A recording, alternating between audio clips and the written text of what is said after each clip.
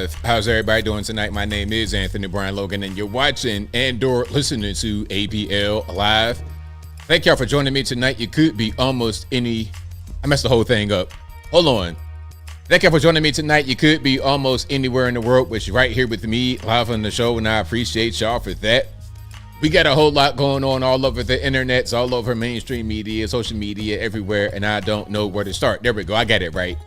The plane crashes. We got not one, but two plane crashes. One near Washington, D.C., Reagan, DCA Airport on the Potomac River in Arlington, Virginia. Another one in Philadelphia, right in the middle of the city. We'll talk about those a little bit more a little bit later. Also, we got a pause on the foreign aid. Some people, like my main man, the former president of Kenya, Uhuru Kenyatta, says, hey, why are you crying? We could not keep taking the monies all the time. We can't have our hands out for the monies. And he got a round of applause right there at the East Africa Conference. We'll talk about that a little bit more a little bit later. Also, Black History Month. They really got these normies thinking that they're going to cancel Black History Month. Like, if your kids have a Black History Month celebration at their elementary school, you're going to have ICE agents running there and deport American citizens. Like, what part of the game is that, really? We'll talk about that a little bit more a little bit later. Also, two genders, please. Not 1 trillion, just two. 1 + 1 is 2. Male or female. Ain't no X or zim, zer, gender, random gender. Two genders. How about that? We'll talk about all those things and a whole lot more on tonight's episode of ABL Live. And shout out to y'all again for being here. You guys are the best audience anywhere on these internets. If you like what you're hearing so far, if you enjoy the content in general, please give the video a thumbs up. Like the video, share the video, do all that good stuff. That'll help me out tremendously. We got a whole lot going on. Oh, there's a lot happening. These plane crashes, a lot of cuts happening at the federal level. There's a lot of stuff happening. Now, I just want to say one thing about, what's that? They offered federal employees, all 2 million federal employees, except for some people. There's some exceptions. But the majority of the 2 million federal employees, well, actually, let me just say this. All 2 million federal employees got the email from what I'm hearing. But some people, even who got the email, are not going to be able to do this. So most federal employees will be allowed to quit and get paid until September the 30th of this year, like normal. You get paid your regular salary, benefits, all that good stuff. So if you think, Trump's administration is not for you, you want to do something else, go ahead and quit right now. Or we already said we're going to cut down the federal government. Can I talk about that right quick? I mean, because people are kind of upset about the federal government possibly slimming down. Do you know that the Northern Virginia, D.C. metro area is the richest in the entire country? And you got to ask yourself, what industry does Arlington, Virginia have? What is the industry? Is there a big tech hub up there? I'm sure there's some tech companies, but it's no San Francisco. Okay, so do we have some type of rare earth mineral? Do we have oil up there? Is it another little Saudi Arabia, Dubai, Kuwait? What's going on in Washington, D.C. metro area that they have the most amount of money in one county? They're the richest county right there in Northern Virginia. Why? It's because of all your money, of all my money.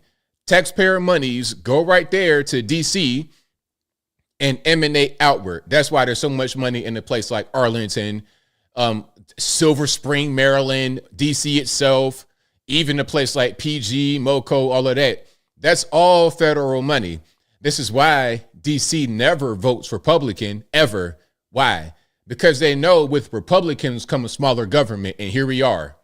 Here we are. That's why they wanted to vote for her, not because they cared about Black people, not because they cared about the transgender, LGBTQ, LMNOP, X, Y, and Z, not because they care for so-called reproductive rights. It's not even about that. It's about their job. It's about their paycheck. They want to keep getting their money the way they've been getting it, and they want to get a raise. How dare you cut my job where I do nothing, where I sit on my hind parts somewhere far away, remote on my laptop. Check it out. A lot of these work from home people, not all, but a lot brag about doing nothing. Even when I was young, I heard about people working for the feds and basically sitting on the high parts all day, getting the big check, 100,000, 200,000, 300,000 a year to do nothing.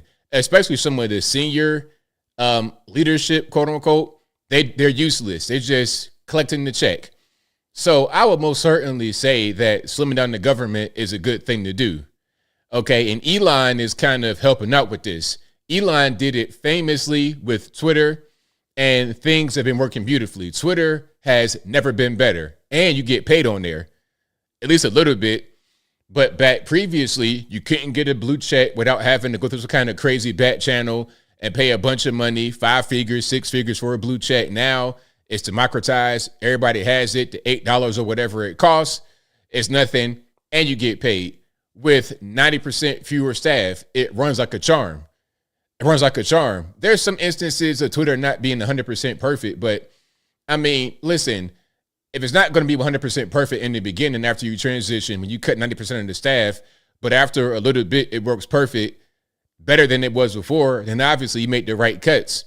You cut a bunch of bloat, a bunch of waste, and everything else. And I, for one, I'm definitely in favor of that. I don't think people should just leech off of our taxpayer money. You have some really solid guys and girls in the federal government. I think those are going to be the ones who stay.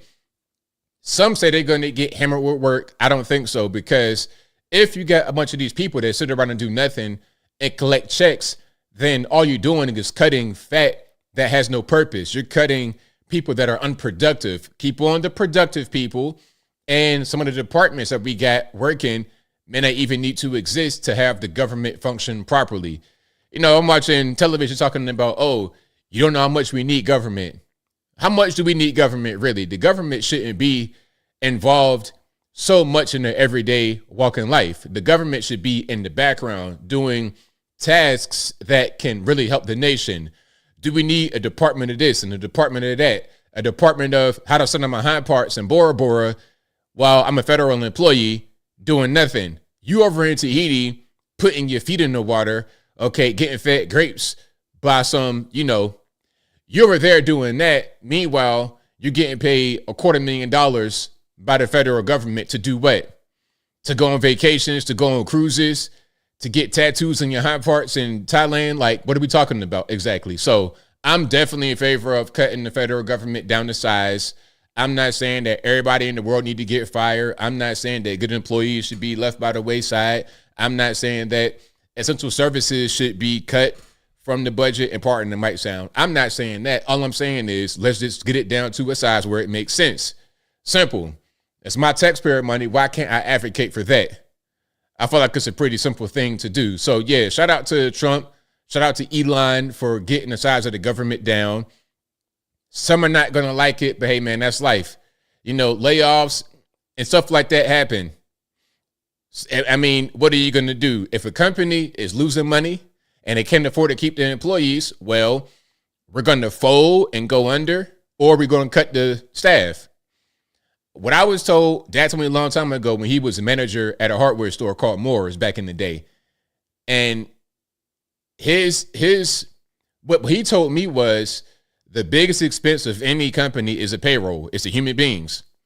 Okay, it's the human beings. It's those that are there to produce, those who are there to work. The biggest expense is the payroll. So if you could cut the payroll, you're going to save money by doing that. That's where all of our money is being spent. Not only are we spending money overseas, foreign conflicts we shouldn't be spending money on, we're also spending money on useless people right here in America. So yeah, exactly, Sue. No more gravy train. Right on. No more gravy train. DCF Press says less than 10% of government works hard. Hey, you know what? I don't even doubt that. Culture, you got to finish your question. Can I provide examples of what? Some of the jobs? I'm going to assume what you're asking. You're asking me to provide examples of some of the jobs that are useless. The consultants. A lot of the consultants do nothing. Okay, consultant of X, Y, and Z, consultant of this, consultant of that, paper pushers. Like, if the job got eliminated, it wouldn't really cause an impact at all in society. Some jobs you're going to need. Some jobs you don't need. Some jobs make sense to have. Some jobs are pet projects. And don't get me started. What department? Well, I think it might be a little bit deeper than that. So you have, let's say, the Department of Agriculture. Now, how many jobs are within this department? You have 2 million federal employees. So the department might not necessarily be that might be a little bit too broad of a term. My thing is, how many of the jobs are needed? The DEI stuff, of course, any kind of diversity, anything that doesn't really add to the bottom line, anything that doesn't really help the company. Just like the whole thing with the Black History Month, all that kind of stuff, all these celebrations. Now, I don't know about y'all, but Department of Commerce, somebody said, I don't know about y'all, but I'm not really into all the, if I had a corporate job, I would not want to go to my corporate job and have to get lectured to or trained about some kind of special interest holiday. Okay, here come Pride Month, and they're going to have this big 6'5" basketball playing, Mark Henry looking, steroids eating, plumbing, HVAC mechanic looking dude, okay, with a beard and a dress and some heels on, talking about what it means to be a Black transgender person of color, non-binary stripper. Okay, that's going to be the exercise in the Blue Room 141 at 4:30 p.m. when I'm about to go. I'm about to get off on Friday. I'm about to go straight to the house and relax. Go out for a nice evening on the town. Okay, I want to do that, but I'm listening to Lulu LaRue with his deep, ridiculous voice talking about what it means to be a transgender person in Trump's America. I don't want to hear that. I also don't want to hear Kathy from HR lecture at me about Black history, talking about, well, do you know who the first person was? Like, all right, listen, Kathy, thank you for your enthusiasm. All right, I really appreciate it. I really do. But I'm Black, been Black my whole life. I know all about Black history more than most people do. Kind of an unhealthy amount, if that's such a thing. I know a lot about this subject. What are you going to tell me right now with your casserole that you made with all your cats doing a cha-cha slide on top of it? Okay, I saw your little video you put on Instagram, Margaret. I saw your Instagram video of the potluck preparation. I ain't see not one stick of soap on your hands. Your animals are all over the place. I don't need to have your potluck, your feast, your snacks. I don't need to have that in the room while you're trying to lecture to me about Harriet Tubman and Malcolm X and Martin Luther King. I'm not trying to hear none of that. I know all of it. Check it out. I'm here at this job to get money, period. I'm nice to my coworkers. I'm cool. I'm not tripping. But really, I'm here to get money. I'm not here for no lecture. I'm not here for a 10th grade reenactment when you're bringing out the big TV on a little stand or whatever it is. I'm not here for that. I promise I'm not. Me just do my work, get along with everybody just fine, and go back to the crib. That's it. If I want to celebrate Juneteenth, if I want to celebrate Black History Month, if I want to celebrate whatever kind of month, let's say I'm having an identity crisis and I want to celebrate some kind of Jewish month. So what? That's on me. If I want to do that, I can do that.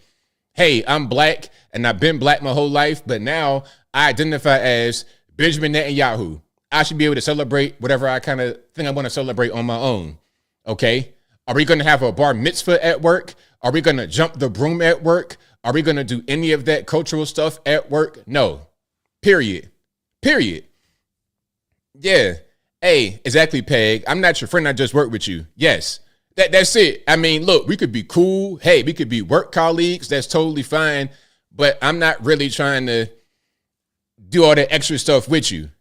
All right, Jonas. You and your husband talking about, hey, you want to come by the house? I'm good. Thank you for the invite, Mr. and Mr. But I'm good. I'll see you in the morning at the job. Y'all have a good weekend. That's kind of how I will operate. But anyway, if you like what you're hearing so far, please give the video a thumbs up. Like the video, share the video, do all that good stuff. That'll help me out tremendously. Hey, somebody clip it. That's right, Mama Ames. AB says, period, you on point. ABL. Yeah, Yom Kippur. Hey, you know what? Yom Kippur, Hanukkah, all of that. I'm going to put on a little hat. I'll be out there playing with a dreidel at my desk. All of that. Because now I identify as Benjamin Netanyahu Mark Zuckerberg or whoever. That's what I identify as. And look, when I go to the bank and I say, hey, my name is Mark Zuckerberg, I'm the CEO of Meta, founder of Facebook, Instagram, all that stuff. Okay, can I get access to my bank account? I lost my identification in the dryer. Okay, I washed my pants and my ID was in there and the dryer ate it. So I don't have my ID, but please believe me, I'm a Jewish person. My name is Mark Zuckerberg. They're going to say, they're going to be like this.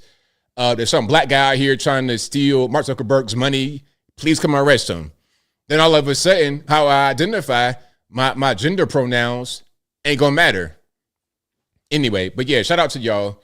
We'll talk about more of that a little bit later, but y'all know how I do. Shout out to the sponsors. You guys, of course, for watching the video. You guys are the best. I couldn't do it without you.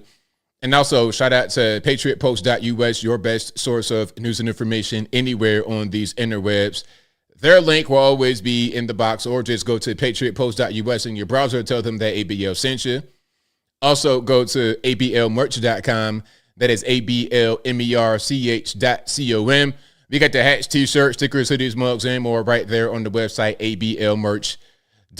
Also, we got the regular website, anthonyblogan.com. That is ANTHONY, the letter B, LOGAN.com. Go to the front page of the website. You'll be able to see articles for each video that I produce. And in each article, I have sources from the left, from the right, from the center, from the politically agnostic, Democratic, Republican, local, national, international, whatever you want. I got it right there on the front page of the website, anthonyblogan.com. Also, go to the contact page, anthonyblogan.com/contact us.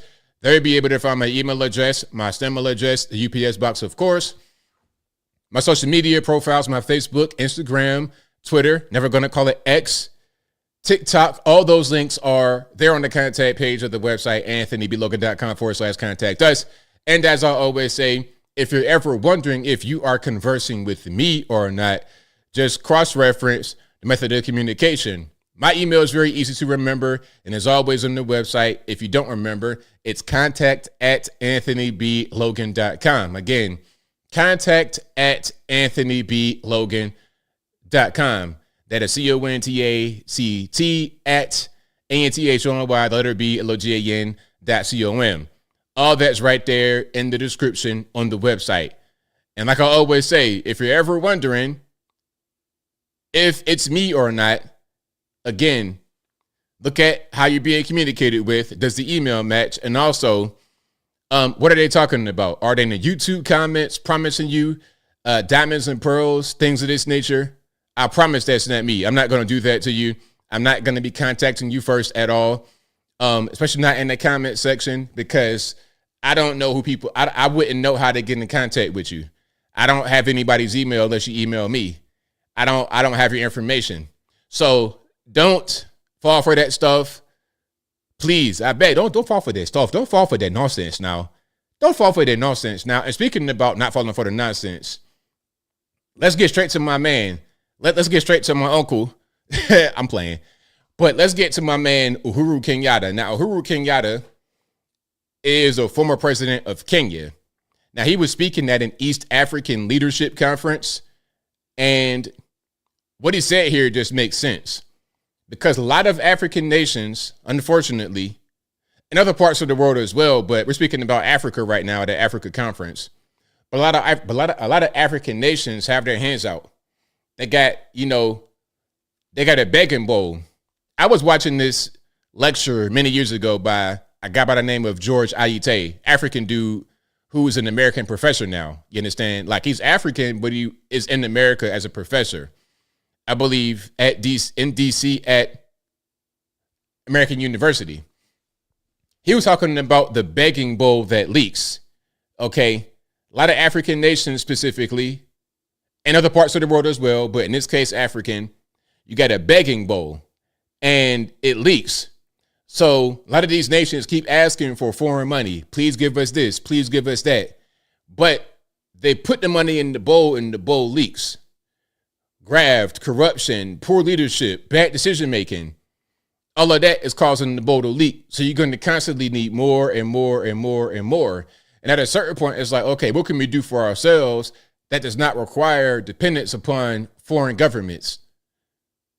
And it's not just the US and Europe. A lot of what's happening right now in Africa is coming from China. China is the new Europe in Africa. As the Europeans left, as they stopped colonialism, as they began to, retreat because of African nations gaining independence, here comes the Chinese to pick up the slack. I'm going to tell you a story before we get to my man, Uhuru Kenyatta. Now, the story goes, I told the story before, but I'm going to tell it again for the new people. The story goes, there was a gold mine that was opened under European leadership after they had colonized one of the places in Africa. I'm not quite sure which country it was. But the gold mine was opened, and native Africans were employed at the gold mine. There was a pool on the mine's property that everybody could swim in, whether you be the Europeans that came in, the Africans, the community could swim in the pool. The people of the community benefited from the mine. Workers got paid, families could have fun. That's what it was. When the Europeans leave, the mine closes. When the Chinese come, the mine reopens. When the Chinese open the mine, they only bring in Chinese workers, no African workers at all, and there's no more pool. They just go into the mine, extract resources. Maybe one of the big guys, one of the politicians gets a bag of money for that transaction. Maybe the government gets a bag of money for that transaction, but the people don't really see the benefit. They can't even get into a pool, let alone actually work and make money to feed their family. You see what I'm saying? So the Chinese are seen by many as better than the European, but how can that be so when the Chinese want the same thing the European wants, but they don't have the empathy that the Europeans had? Somebody's going to say empathy, ABL. How could you say empathy? Yes, empathy. Listen, the Chinese don't really care at a certain point. And I'm not trying to attack Chinese people. I'm talking about their government and leadership. Let me explain something to you right quick. The Chinese had Mao Zedong, and that was in the 1900s. It wasn't forever ago. This is not like 1,000. This was kind of recently. For the Great Leap Forward, how many Chinese died in the Great Leap Forward? Hey, it's worth having 20, 25 million die in the famine if we're going to bring our country forward. So if they don't mind straight up killing 30 million people, or Tiananmen Square where 2,000 may have been killed by the Chinese government, or the whole Uyghur situation where you got Chinese citizens really being put into camps because they're Muslim, if they do that to their own people, what are they going to do to you? What are they going to do to you? That's what I'm saying. So don't act like the Chinese are better than the Europeans.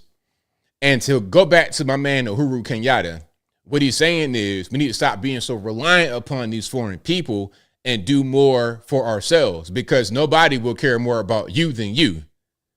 But let's hear what he says. People the other day crying, oh, I don't know, Trump has removed money. He said he's not giving us any more money. Watu wanalia. Why are you crying? It's not your government, it's not your country.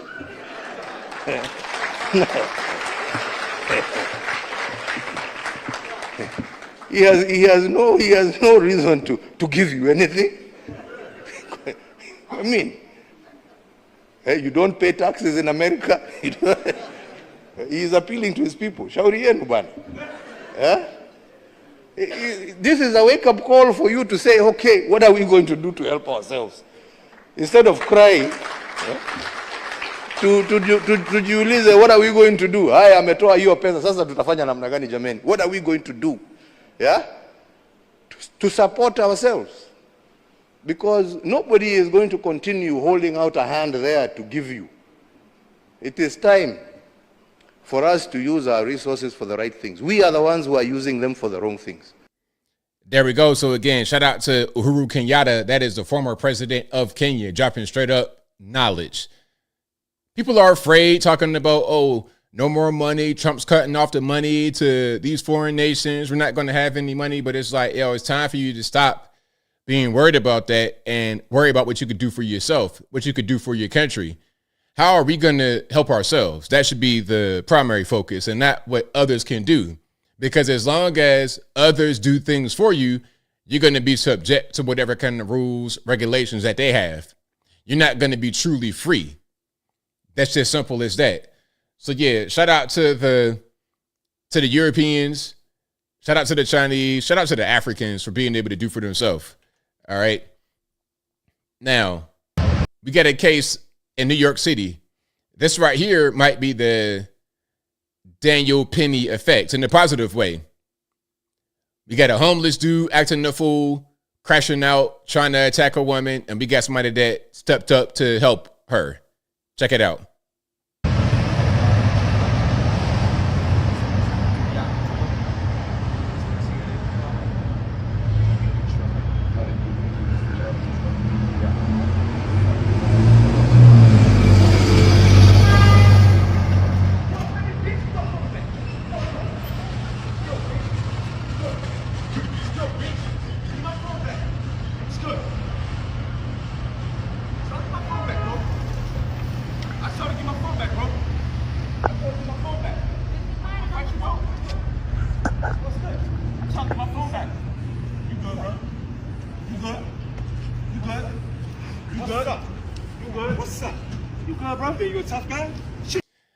So guys like this, clearly something going on wrong. Something's mentally with him.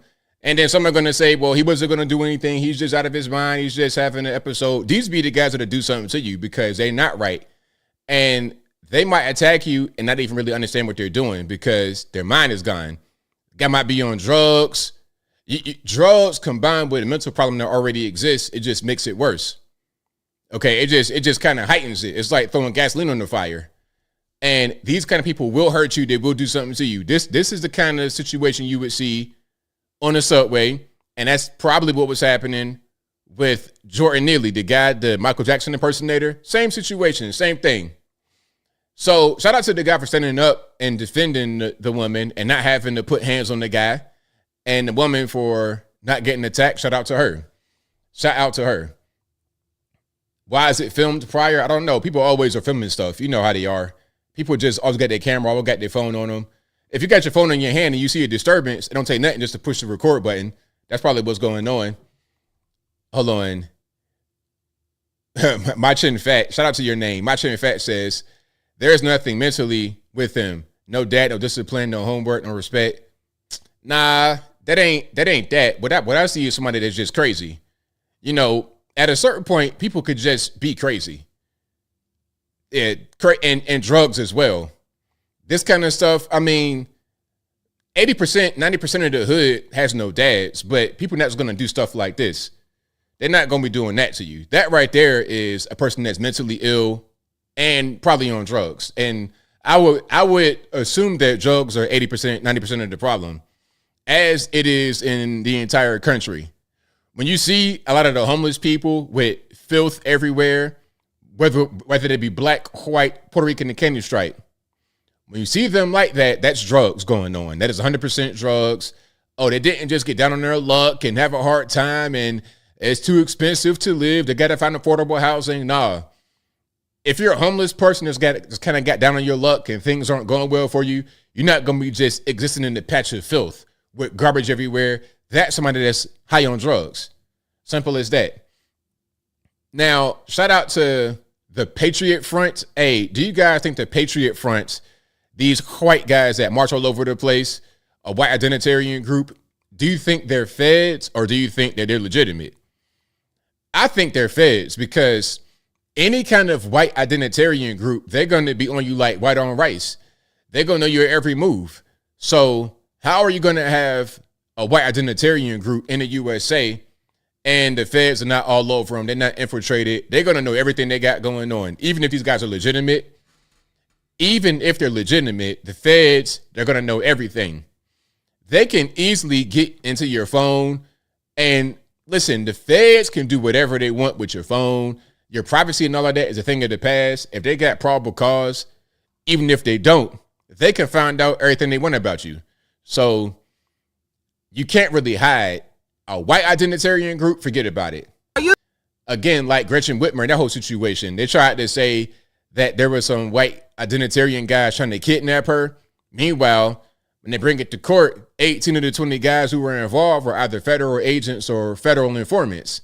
It was only 2 goobers that got themselves caught up in it, who were totally entrapped by the federal agents and the federal informants.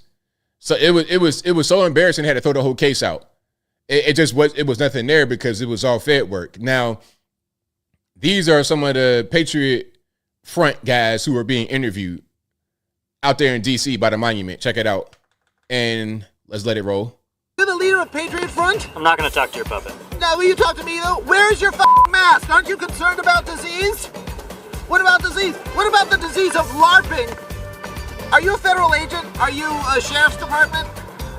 Why would you show us your identity? I am not ashamed to be out here. If you're such a good cause, take off the mask. COVID's gone. I salute you. You're maskless. Why can't your bitches be like you? Why are they such federal bitches? Such Leos. I see you laugh at you, bitch. Take your mask off. If you laugh with me, you gotta unmask your ass. Are you the leader? All right, so a little bit of comedy from the puppet, but do you think these guys are legitimate, illegitimate? I think even if they are legit, quote unquote, and they're real people, the feds are going to be all over them. All over them. A white identitarian group marching around with swastika. Man, please. That is not going to fly in the USA. They are all on you. They are on, like, anything you do, they're going to know. You get up in the morning and you brush your teeth in a different way. Okay, what's going on with them?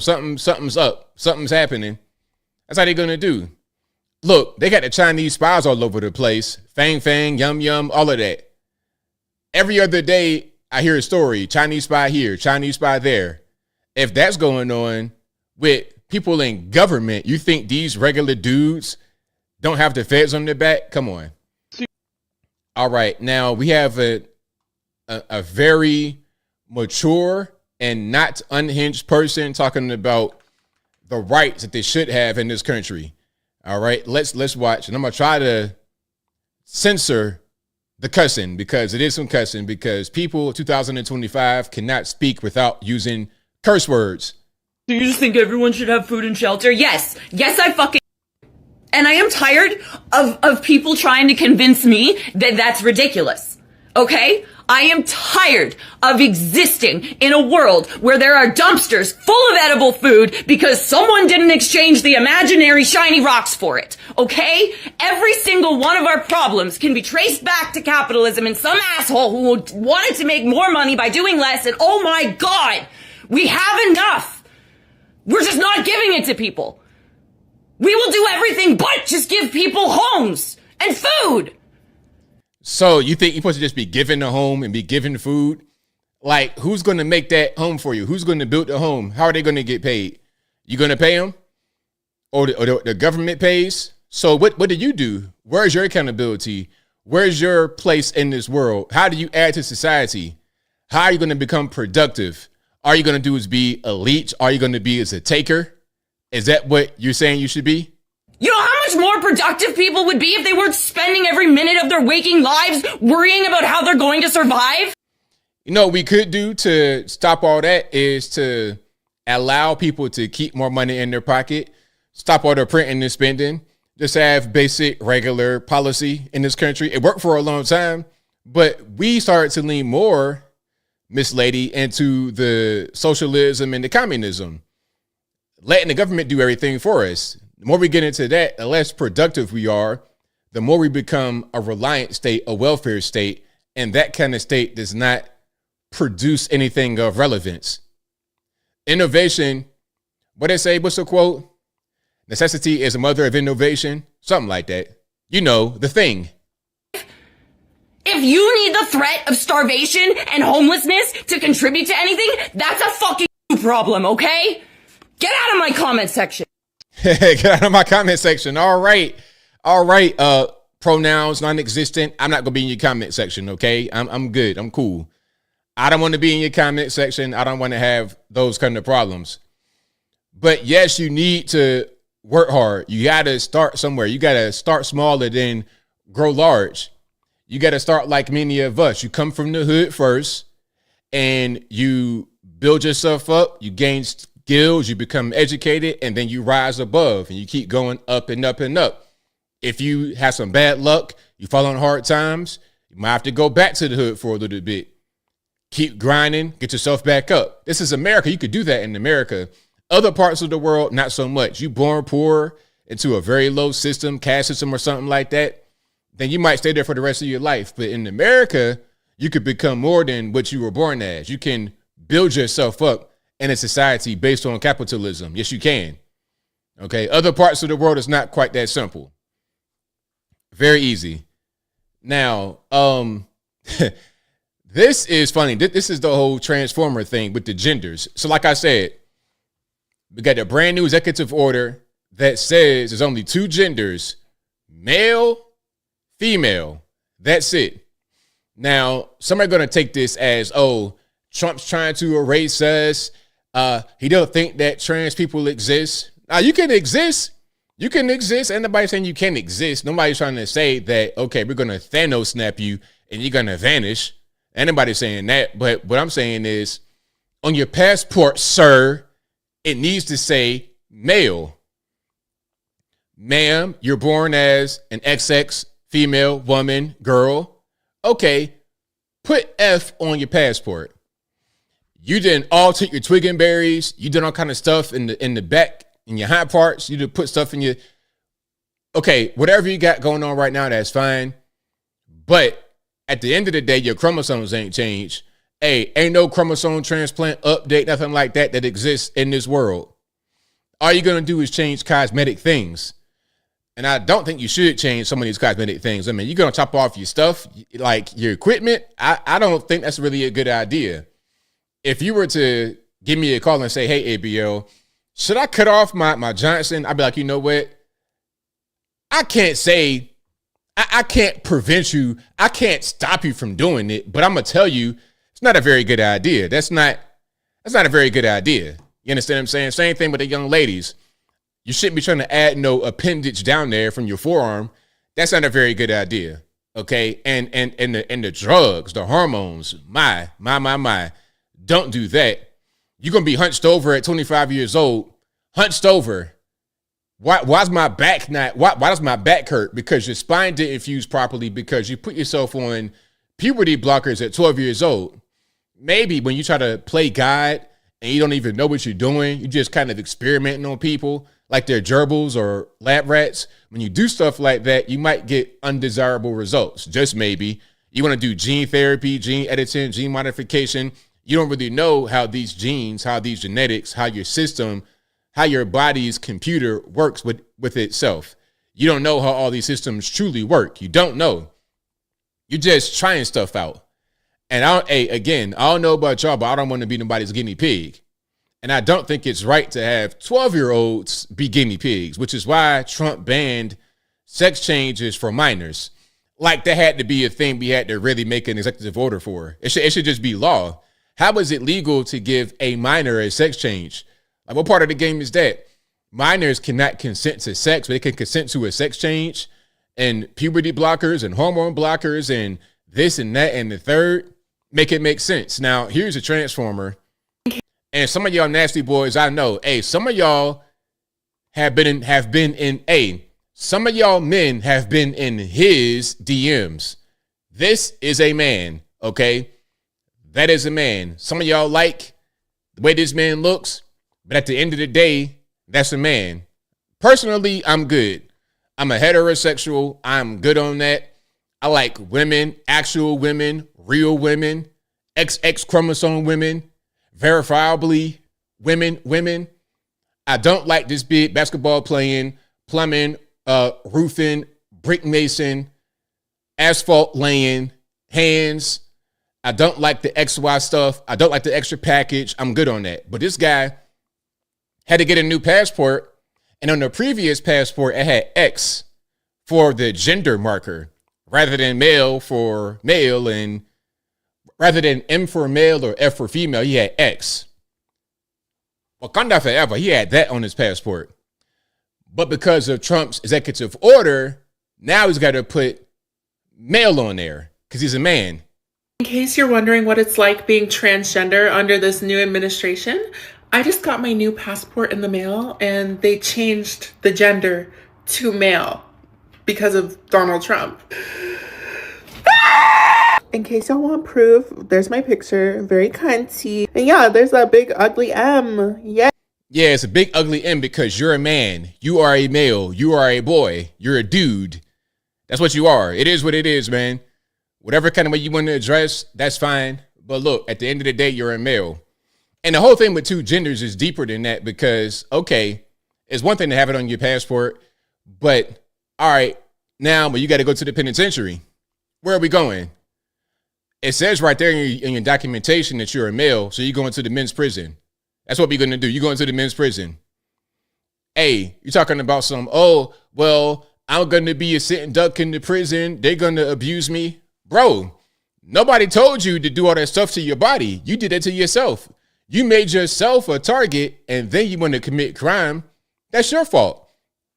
And let's not act like actual regular heterosexual men don't get abused in the penitentiary sexually. Let's not act like that. So the message should be, don't go to the penitentiary. Don't commit crime. Don't be out here robbing and shooting and killing and thugging and drugging.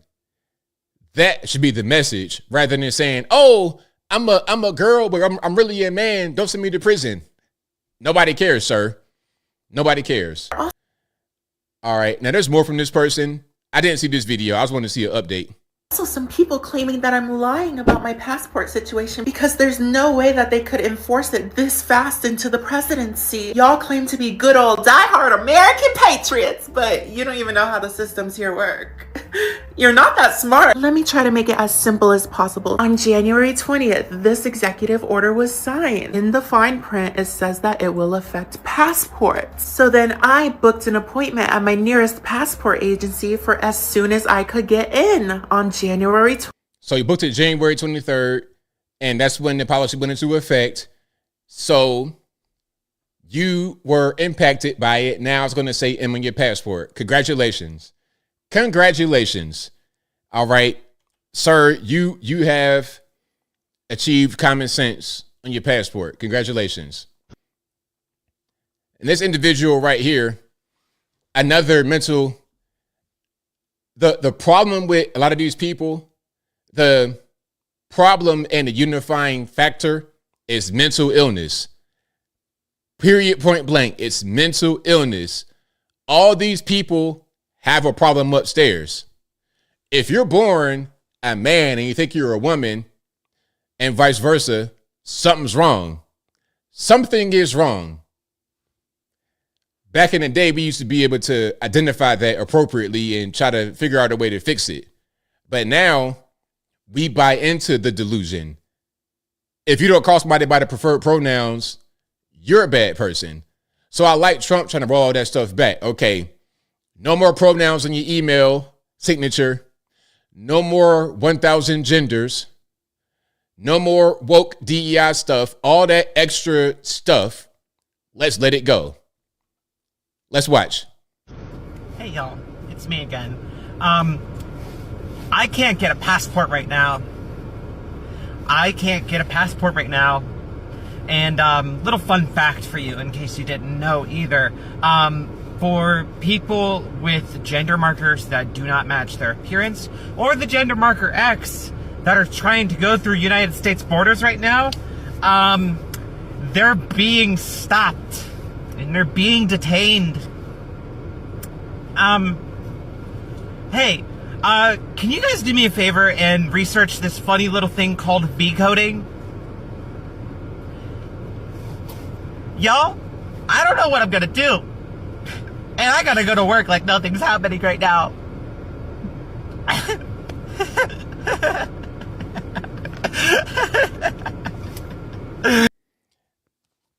See what I'm saying? See what I'm saying? Like, when you hear this person talk, what do you think? Do you think, hey, you know what? This person really is a woman. I should just respect that. You know, she, her pronouns, all that. Is that what you think? Or do you think something's wrong with this man? something's wrong with him. That's what I think. I think something's wrong and he needs help. The maniacal laugh at the end, that's an icing on the cake right there. Icing on the cake. Because what are you laughing about? What's the big deal? Just go to work, bro. Don't nobody care. Listen, you've been working. You've not had a problem. Just keep going to work. Listen, when I go to Trader Joe's occasionally and I see the transformer at the counter checking me out, I don't say nothing about nothing, man. I'm just like, just getting my groceries checked out. Dude want to say, hey, man, how's your day? Like, everything good about yourself. Basic, simple talk. I'm not trying to have no conversation that's really deeper than that. I don't really care nothing about what he got going on. You could do your job every day and you'd be just fine. I promise. The world is not going to come to an end because you can't get your little gender marker on your passport. Now, here's another person. They all look the same. Find me. No, you know what I want you? I want you to find me a rational person with these beliefs, a rational, normal, functioning human with these beliefs. Find me that. You'll be really hard pressed to find it. If you are a Republican on TikTok and you want to interact with me, you deserve to die. You deserve to be shot. You deserve whatever suffering could possibly come to you. If you are a Republican and try to start any of that kind of nonsense with me in person, you will lose your life. This is war. I am not joking. Left is weaponized. All right, so Charlotte Breaker, you. But does that person look okay to you? Does he look okay? Bro, have you been to sleep at all ever in your life? My man, get some sleep, drink some water, eat some nutritious food. Let's stop with the chicken nuggets in your basement. I know you like them tendies. Okay, you're in the basement. You get a long stick and bang the ceiling. Mom, where's the tendies? That's you. How about let's do something else with our life? And maybe the way you feel right now, this murderous rage inside, this school shooter rage inside, maybe that will dissipate. Because right now, you're dangerous. If I saw you in the news doing something, crashing out, I wouldn't be surprised. I would not be surprised. Like, the guy's crazy. They're all like that. Quick street interview. Message to straight white conservative men. Listen to minorities, listen to women, listen to people who are trying to educate you. So when you say listen to minorities, those who are trying to educate you, that's my objective. I'm a minority, right? And really what that means is a non-white person. Actually, minority at this point means anyone who is not a straight white male. And in some instances, you could put straight black male in there, but usually 99.9 straight white male, anybody else is considered a minority. So I would fit into that category usually. So when I speak and I'm speaking conservative talking points, you should listen, right? Because I'm a minority and I'm educating you. Or do I not count? Because I'm conservative, I get put into the straight white male category. Is that how that works? Anyway, let me start from the top. Your message to straight white conservative men. Listen to minorities, listen to women, listen to people who are trying to educate you. Don't live in ignorance just because it's easy. What is a woman? That sounds like a loaded. What is a woman? That's a loaded question. Your message to straight. Oh, and I saw the sign. The sign was not spelled properly. Hold on. Let me see if I can get it up. Okay, if I wanted government, ma'am, what is government? See what I'm saying? She know everything about these buzzwords and talking points, but she can't read. That's a problem right there. We're too focused on LGBTQ, element of P, explicit, nasty stuff. We're worried about that rather than reading, writing, and arithmetic. The 3 R's. It starts with an A, I know, but you understand exactly what I'm saying. And I also know that you don't spell government like that. Man, oh man. Whew. I feel for the future. A lot of the young people, they got it. These guys can read and write and they could do all that. But some people, they're just focused on identity, focused on just weird stuff and can't even read. It's a mess. All right, let's keep on going here. If you like what you're hearing so far, please give the video a thumbs up. Like the video, share the video, do all that good stuff. That'll help me out tremendously. Oh, and we got a good effect. So I guess the fear of raids and the raids themselves have cleared some of the streets. I think we're going to be in New York City right here. And pardon some of the cussing. I'm going to try to censor it live as I try to do. What? What? So you mean to tell me there's no drunks at this time blasting their fucking cumbia on their little fucking bootleg JBL speakers? Catcalling me? What? I'm loving it. I'm loving this piece. Ooh.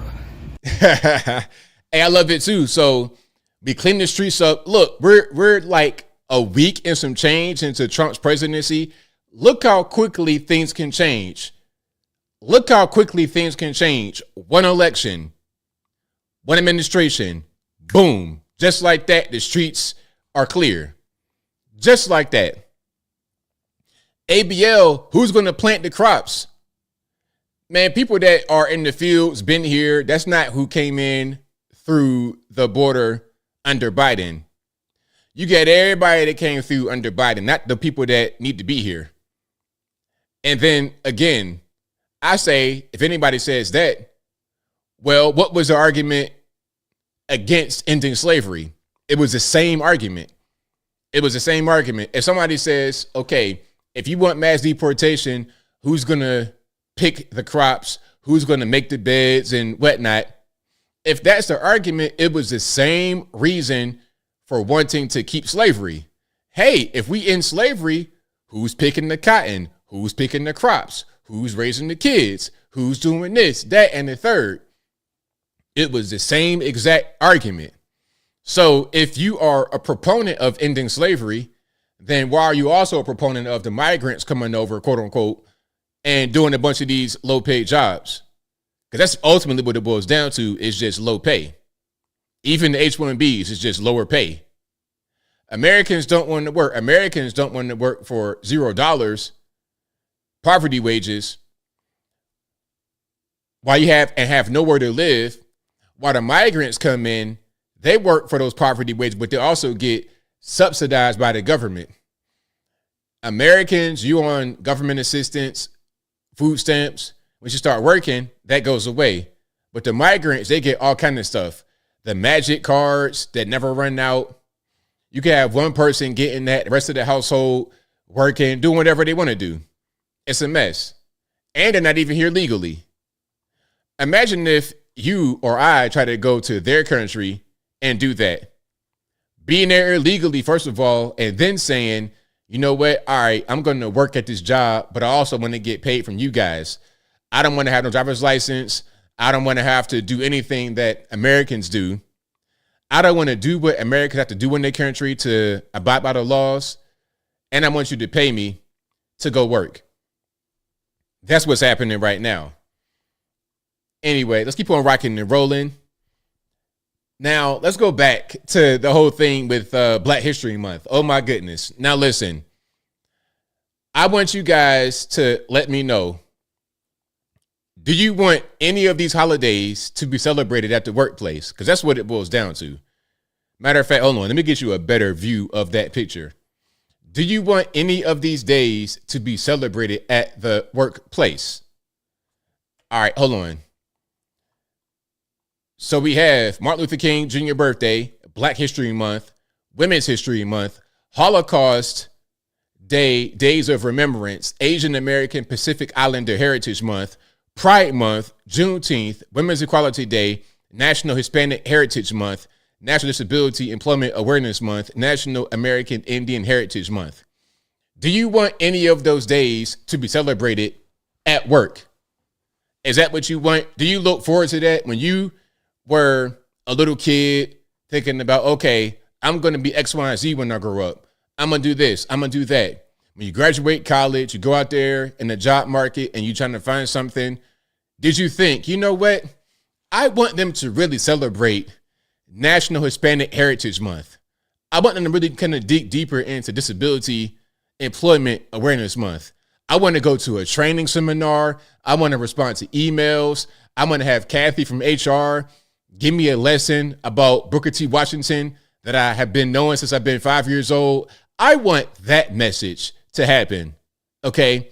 And I want to be in the room with my coworkers, awkwardly looking at, and then what they do for some of this stuff, what they do for some of these celebrations, they bring in the Transformers. Okay, so let's say for Black History, they want to bring in Lulu LaRue, some big Mark Henry looking, basketball playing, football playing, steroid eating dude with a dress on. He's going to be the entertainment. He's going to be the one reading the book, talking about some I Have a Dream. He got high heels and the beard with a wig. Is that what you want? I don't want none of that. Hey, you know what? Don't even worry about it. Just let me observe my own holidays whenever I want to observe it. Okay?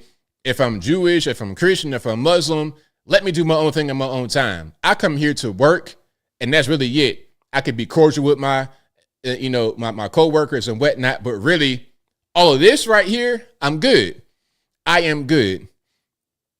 So if you guys want those holidays, you let me know.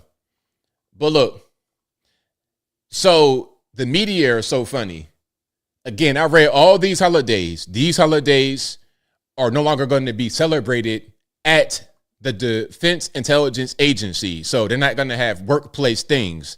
These weird emails you get, the training, the potluck with Susan's pot roast. She didn't have all 15 cats do the cha-cha slide all on the pot roast. I really want to go back to the crib. If the meeting is at 4:30 and we get off at 5, I'm out at 4:15. Hey man, one of my kids, I don't got no kids. One of my kids got shit, I gotta go. That's what I'm on. That's what I'm on. Okay. So that's that. Now, again, these are holidays and whatnot that will not be observed by the Department of Defense, or at least the Defense Intelligence Agency. But the media spun that into being Trump's going to ban Black History Month. Let's get to MS-13 DNC. And I'm going to show you exactly what they did. News from Washington, where as part of President Trump's pushback on diversity and inclusion initiatives, NBC News has learned that the Defense Intelligence Agency has ordered a pause on all events related to MLK Day or Black History Month, which we should note begins tomorrow. Why did you only mention the two black ones, though, Jose Diaz-Balart? Why did you do that? I mentioned a bunch of days, and they're not all black focused. I mentioned the Jewish Day, the Hispanic Day, the Asian Day, the Gay Day, the Women's Day, the Disabled Day. I mentioned all that stuff, but all you focused on was the black stuff. Why? Joining us now with more, NBC News senior White House correspondent Kelly O'Donnell, Atlantic staff writer Ashley Parker. Now, I'm not going to play this. I'm not going to play this, really. Miss White Lady wanted to lecture me. See that? The lady right there, Conor McGregor's mom, she'll be the one talking at you about Booker T. Washington and his life. Lady. Parker, the Jane from Spider-Man, whatever her name was. Lady, you can't tell me nothing. And really, it's time for me to go back to the crib. My son is sick. I got to go pick him up right now. It's time to go. The crazy part about this segment, she gave a bunch of word salad. It wasn't really nothing. The black woman right here didn't say a word. Why'd you bring her on? Why would you have this black topic and have the white Cuban dude talk first and then the white Irish lady talk second? Bring the black woman on, don't let her talk. And the lower third says, Pentagon Intel Agency won't celebrate MLK, Black History Month, or Juneteenth. So you pick the only three black things on there, the only three black things on there you picked, and you neglected all the other stuff, including the big one, Pride Month. Out of all those events I mentioned, Pride Month is the biggest and most profitable one, I would assume. But you ain't mentioned that, did you? So we know what the media does. They're there to just put forward a narrative, to lie, to mislead you, to gaslight you. That's what they do. So yeah, hey, and I feel bad for her right there. Like, why they even bring you on? She didn't say one word during that segment about those days allegedly being canceled, which again they're not. Why all women? You know why all women? That's that woke stuff. Okay, we got to be. Hey, we got Jose Diaz-Balart, and you know what? Hey, matter of fact, Jose Diaz-Balart. You talk about him right quick. Now look, this is also an example of diversity, equity, and inclusion. Okay. So we need an anchor for this MSNBC show, some of the weekend stuff. All right, let's get an Hispanic person. All right, but this guy's clearly white, but it counts, right? He's Cuban, his name, he speaks Spanish. So we got a minority, you see? When you're talking about DEI and programs that quote unquote help minorities, it doesn't mean black people. It doesn't mean you or I if you are black. It doesn't mean us. It means guys like this. It means women like her. It means women like this. That's when they say diversity, that's what it means right there. Not black men, not really black people. They got a black woman there on a black topic and she couldn't even talk. Most DEI woke positions are filled with white women. And now, because a lot of the white guys are becoming transgender, it includes them too.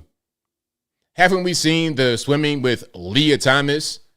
Okay, Leah Thomas, a full-grown white male, is now seen as a minority. You see how that works? It's not for us. It's for them. But then they'll say all this stuff. They talk about MLK Day, Black History Month, or Juneteenth, to use our past, to use our pain, to use our history in this country to push forward their narratives. Okay, so Miss Conor McGregor's grandmama, so she can succeed. It's not for me to succeed. Anyway, so yeah, shout out to the white liberals who want to use black pain and trauma to advance their own narratives and to put more money in their own pocket. That's how that works. Same thing with the slavery, the migrants. It's never been no different. Let's use that group, put them down here to uplift ourselves. They've been the same from the very beginning. They have not changed at all. And if you think that they have changed, tell me how. Tell me how. I can't tell. I cannot tell. All right. Oh, Bernie Sanders. This might be kind of an older clip. But capitalism and whatnot, a lot of the liberal people, oh, but that's to fight against all the climate. Bernie, you want to fight against millionaires and billionaires, but you yourself are rich beyond most people in this country. So how'd you get rich, Bernie? How did you really amass your wealth? Now, how did I get the money? You're right. I wrote 2 best-selling books, including this book on capitalism. It was New York Times bestseller for a while. And also another book was a youth book. And I make, I don't know, $175,000 a year. And that's more or less how I became the zillionaire that I am. Now, so there we go. Hey, you know what? You know how I got money? I got my little base salary. He almost said that's like Vegas money. He almost said that. I heard you. Hey, Bernie, I heard that. Hey, I heard that. I make $175,000 a year. That's just like, little trick money right there. But my real money comes from the books that I've written about capitalism. Imagine that. Imagine writing books about how bad capitalism are and becoming rich that way. So you pretty much finesse the system. You engaged in capitalism by speaking about how bad capitalism is. Funny how that works. So yeah, shout out Bernie. Shout out Bernie. Shout out to all the politicians. Now, speaking about spending money, wasteful spending, here is a more recent clip. I might have played this before, but I got to play it again. Trump talking about some of the things that we're going to spend money on. And I think Doge has been able to cut like $1.3 billion from the federal monies so far. We identified and stopped $50 million being sent to Gaza to buy condoms for Hamas. 50 million. And you know what's happened to them? They've used them as a method of making bombs. How about that? We stopped an attempt to make an illicit payment for illegal alien resettlement. We canceled $181 million in DEI training contracts. This is just for the training of people in DEI, which has been terminated and completely terminated. And we paused $1.7 billion in unauthorized payments to foreign organizations, including stopping more than $40 million that was on its way out the door to the very corrupt World Health Organization, which has not done its job and not done it properly. We also blocked $45 million for diversity scholarships in Burma. 45, that's a lot of money for diversity scholarships in Burma. You can imagine where that money went. These were the types of payments, and many others. I could stand here all day and tell you things that we found, and we have to find them quickly because we want the money to flow to proper places. Right on. It's good to have leadership back in the White House. Leadership. Okay, we got to have leaders, man. And this whole thing, this whole DEI stuff, a lot of it is a thing that will repel leaders from the workplace. People that could become leaders who are already doing the thing right. It's a focus on just optics.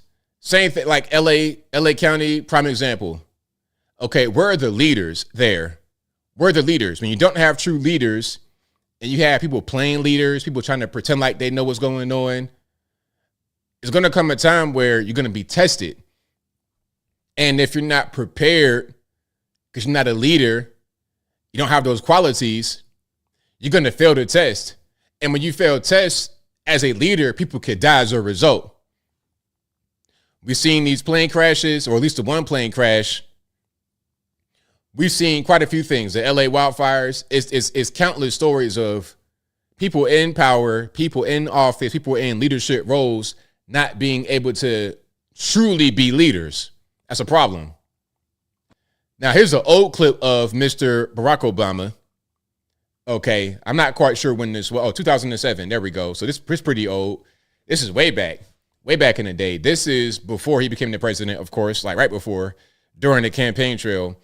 He became president 2008, beating out Hillary Clinton for the nomination. And I don't know why they tried to put Hillary Clinton out there. I don't know why they thought in 2007 that we ready for a female president. We're not. A lot of the women that I know said, I would never vote for a female president. A lot of women I know tell me that. But let's hear what Barack Obama says. I think we should have strong border security. It doesn't make sense for us to allow hundreds of thousands of people coming through our borders without us knowing who they are.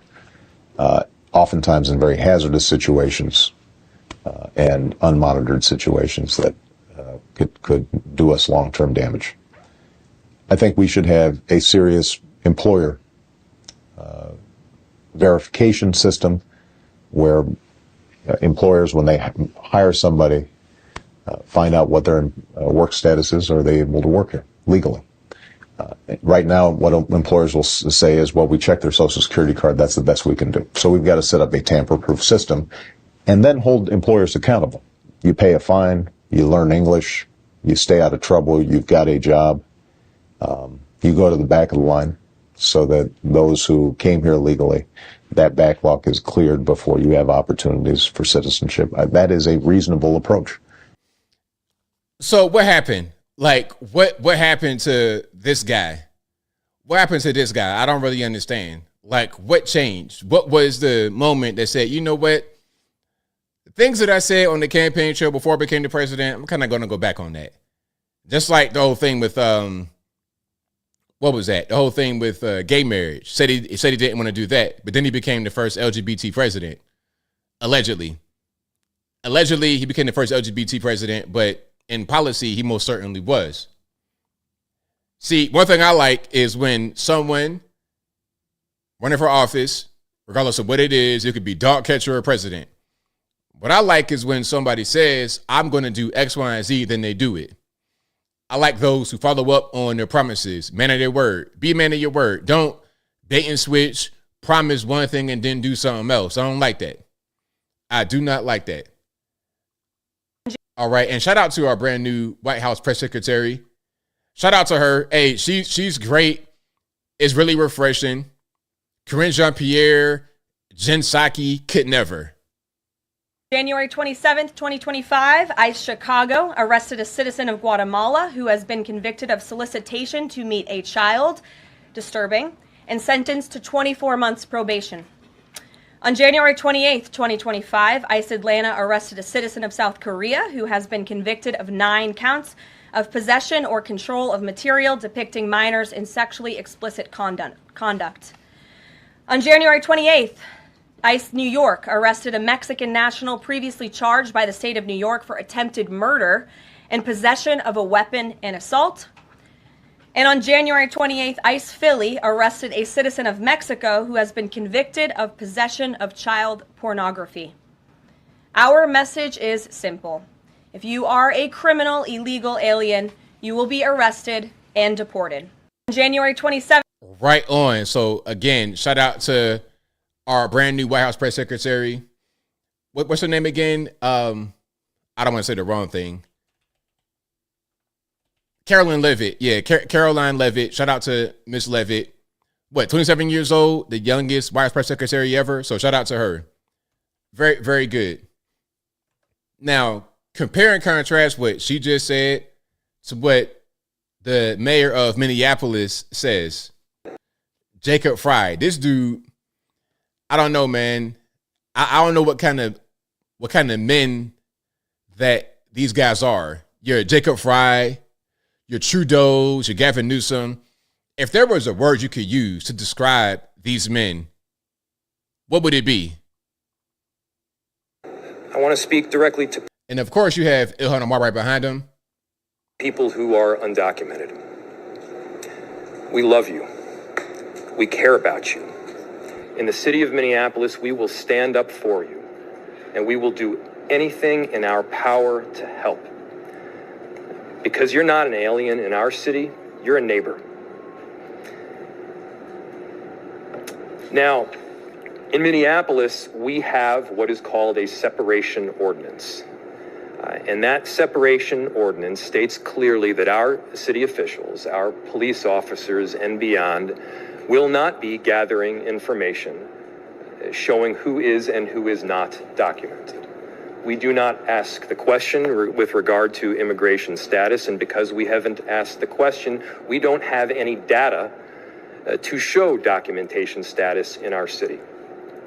Our police officers will not be cooperating with federal law enforcement around federal immigration law. We enforce state and local laws here in Minneapolis, and we will do so to the best of our ability. But as for cooperation with ICE, the answer is no. So there you go. Again, that is Minneapolis, Minnesota Mayor Jacob Fry talking about, hey, we're not going to cooperate with ICE. We're not going to ask any kind of questions or whatever. Now, if I was a citizen of Minneapolis, I'd be like, "Lo, you're gonna put us, you're gonna increase the safety risk for people in this city. Why would you do that? What's the purpose of doing that?" And shout out to the sign language person, bro. Was it that serious? Put your face all in it? I mean, hey, whatever. But yeah, Ilhan Omar, like, what does she do? What is her real role in Minneapolis? I know House Rep, but what do you actually do? Just get money, scheme, send money to your white husband, Tim Minette. Okay, talk about how bad the white man is, but give money to your white husband so you could live high in the hall. Like, what's really going on? What's really happening? And that freeze frame was crazy, wasn't it, Danny? So yeah, shout out to the freeze frame. Now, I'm not sure what this is, what this little shop is, but somebody got an ice-free zone sign on their business. And of course it says ice-free zone. And I think it says, we believe in the freedom of movement of all people across the world, no exceptions. Now, can I freely move into your house and take stuff in there? Why not? Or how about I don't take nothing? I just go inside your house. Maybe I use your shower, wash my hind parts right in your sink or something like that. No, but don't, and don't call the police talking about, hey, is this big black guy in my house? Nah. You say you believe in the freedom of movement of all people across the world. So I want to freely move into your house. That's what I want to do. I want to freely move right into your bedroom. All right, scoot over. Get these dogs out this bed, scoot over. I'm your new roommate. I'm not going to sleep downstairs. I'm going to sleep right in your bed because you believe in the freedom of movement people all over the world. I'm freely moving into your bed right with you, bro. Hey, and it's fine. We could compromise. You sleep at the top. I'll sleep at the bottom of the bed. We go like back in the day when you were a little kid. Foot and head. We gonna do that. All right. So yeah, people just say stuff, man. I don't understand why they do it. They just say stuff. Oh, I want to play the sound from this, and you're gonna hear the kind of person that likes this.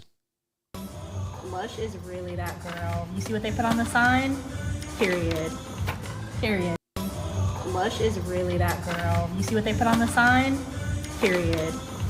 Period. All righty. Period. TikTok. Dance. TikTok. 2-second brain. TikTok. That's what I hear right there. Shout out to her. Okay, so we got a Chinese student getting kicked out. So a Chinese student who backed pro-Palestinian protests at UCLA just got her visa revoked and is heading back to China because she comes from China. All right, let's watch.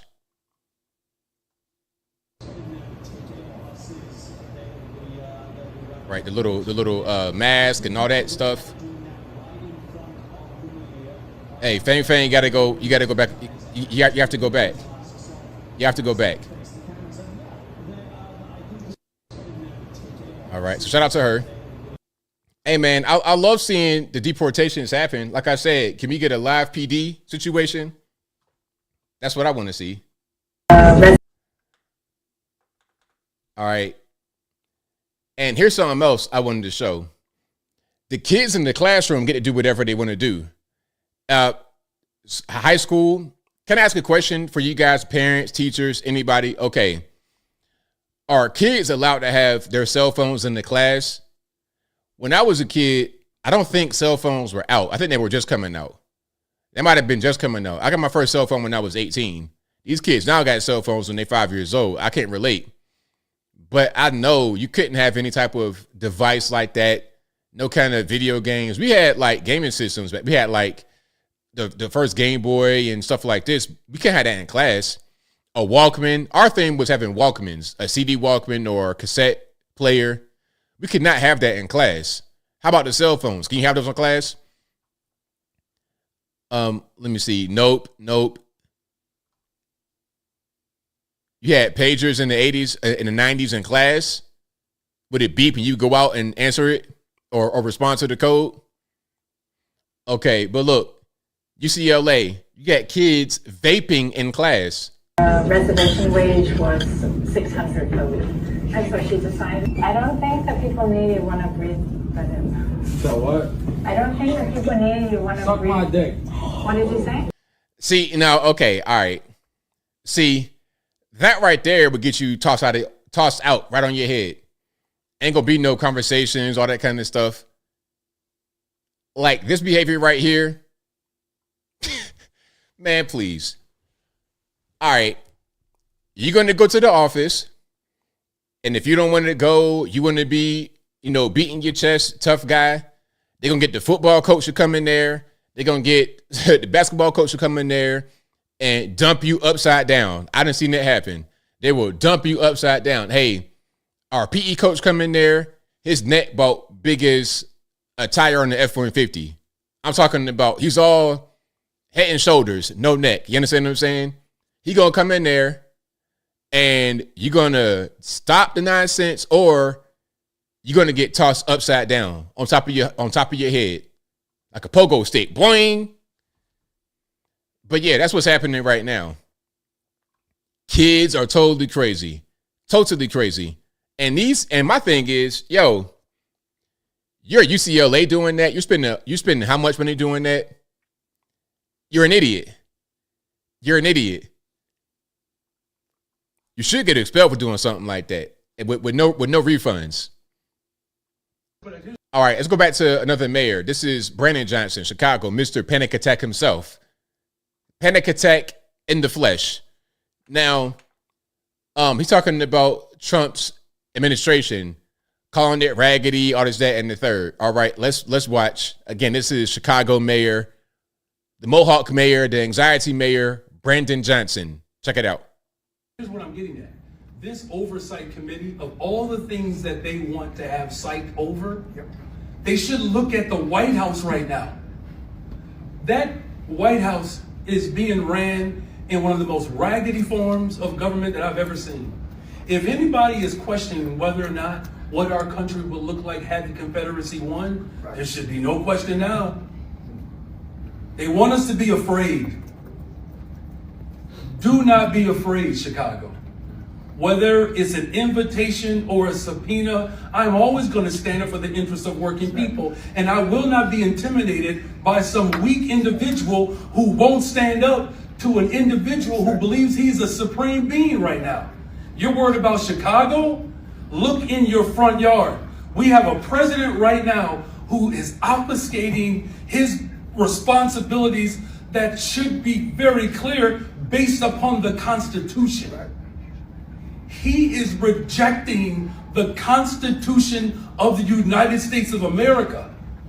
And if they want to have a real discussion about undocumented individuals who are criminals, they should look at the very individuals who enslaved my people and colonized this land. Oh my Lord. Oh my Lord. But for real, you know what? Okay. Let's talk about that for a second, shall we? Brandon Johnson, do we have any slavers alive today? If the answer is yes, then who are the slavers? You, for bringing in the migrants, making them do work for next to no money, less than Americans can really afford to get paid? Who's the slaver? Who's not the slaver? You would be a guy that would own slaves back then. And then at the end of slavery, said that you were all virtuous and you were the victim. Meanwhile, you were the slave owning yourself. You see how that works? But in reality, the people you're talking about from the past, from chattel slavery in America, are no longer even living.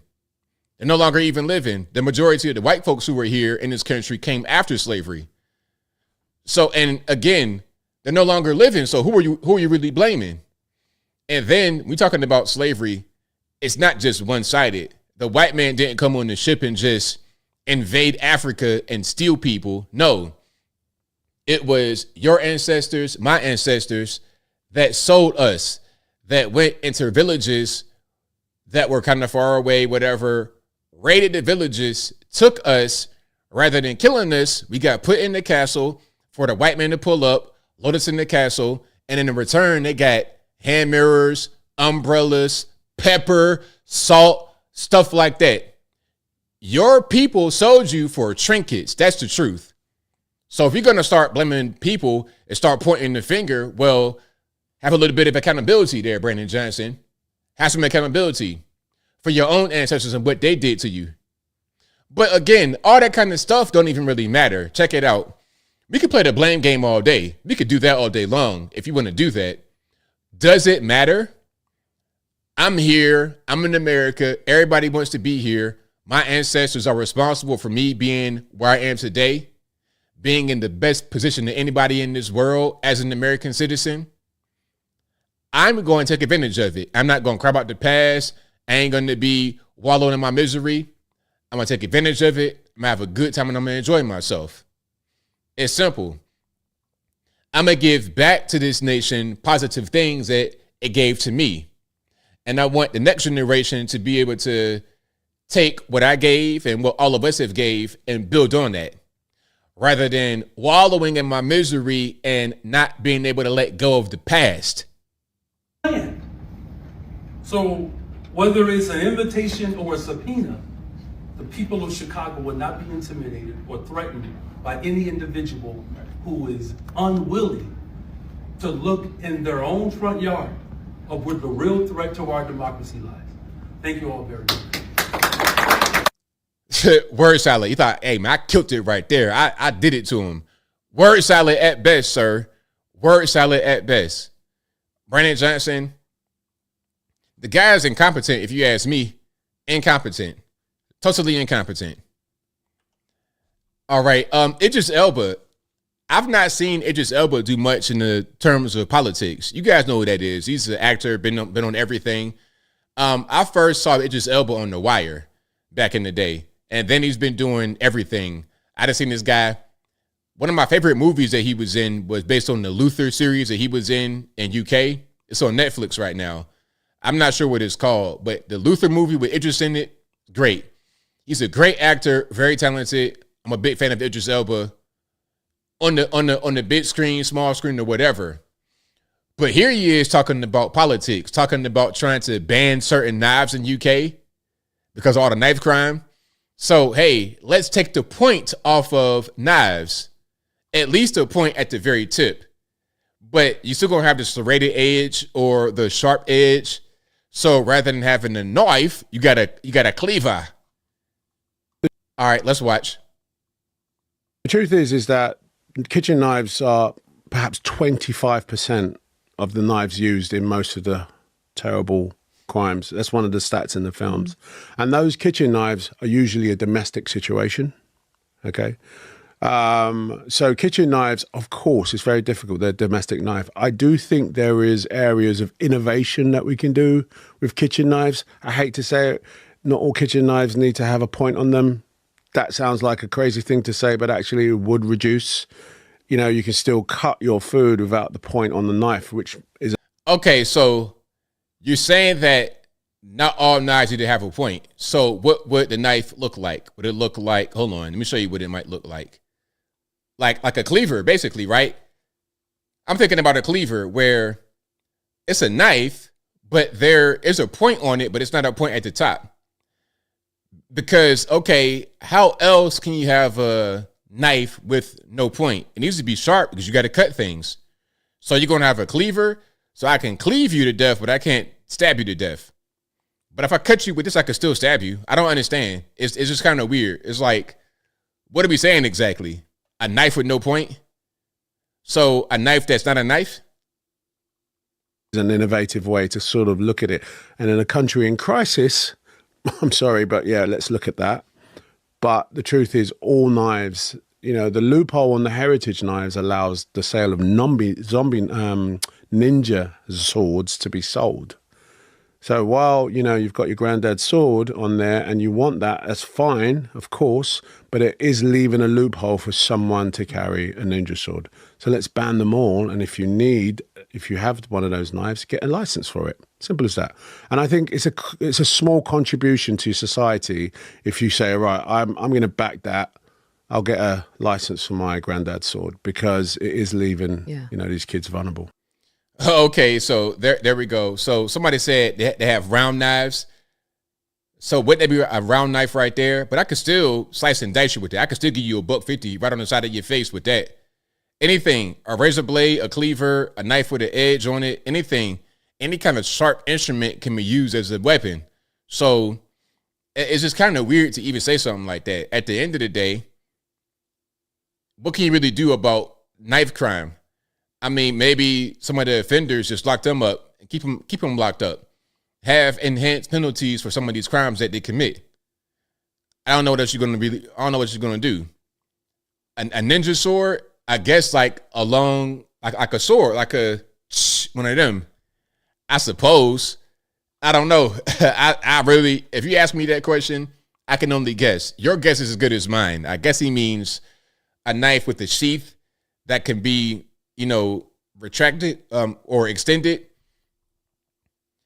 I suppose so. I guess that's what's going on. But hey, what do I know? All right, let's keep on rocking and rolling. Let's get to the DNC. You got to show a little bit from the DNC. There was a DNC leadership forum recently. And this guy right here is the new head of the DNC. All right, let's watch.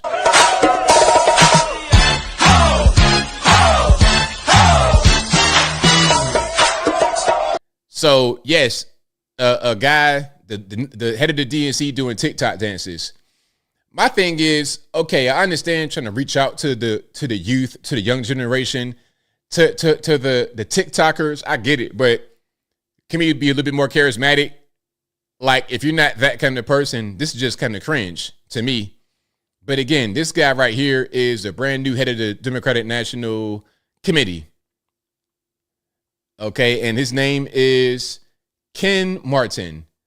As you can see right here, it says, Chair of the Democrats, Minnesota DFL Chair, Association of State Democratic Committees, ASDC President, proud Minnesotan. All right, St. Paul, Minnesota. That's your guy right there, Ken Martin. head of the DNC. All right, now they had some kind of event, I suppose. And it was cringe. To say the least, it was cringe. In this round, so I'm going to, I have a show of hands. And this is Jonathan Capehart, one of the black guys they love showing on TV because he's gay and he don't mind crying at the drop of a hat. He's basically a woman that they put out there to represent black men. I don't like that too much. How many of you believe that racism and misogyny played a role in Vice President Harris's defeat? All the hands raised on stage in the audience, they say racism and misogyny, that's the reason why Kamala Harris lost. Not because she was incompetent, a complete mouth-breathing, drooling moron who didn't know anything, who did poorly in 2020. And it's weird because Barack Obama was a president not once but twice. People love Barack Obama still to this day. And Michelle, Big Mike, they love Big Mike and Barry. They sure do. But those same people who voted for Obama not once but twice are now racist because they didn't want to vote for Kamala. Make that make sense. Maybe we don't see things based on color. Maybe we see, hey, this is a competent person or an incompetent person. I don't care what color they are, what gender they are. If they're competent, great. If they're not, we're not going to vote for you. And that's it. Kamala might be a perfectly nice neighbor to have in your neighborhood. Her and Doug might be totally fine. They might come through with that Indian food, playing some of that good music, playing all that good music, right? Having the good old time. But when it comes to becoming the president, that's a little bit different. I'll come to the house with the good food. You could cook. You could bring Mindy Kaling with you. Have a good old Indian auntie time in the kitchen. That's fine. But I don't want you to be the president. Okay. So that's good. You all pass. Bro, you just take the clippers to your head, no shape up. Bro, just cut this off because if I just let my hair grow, it might look like that, right? Because I'm an old man, I got testosterone or whatever. It might look like that. Just shave that off, man. Literally, just shave it off. It's okay, man. Join the club. In this round. But anyway, there's more. There's more.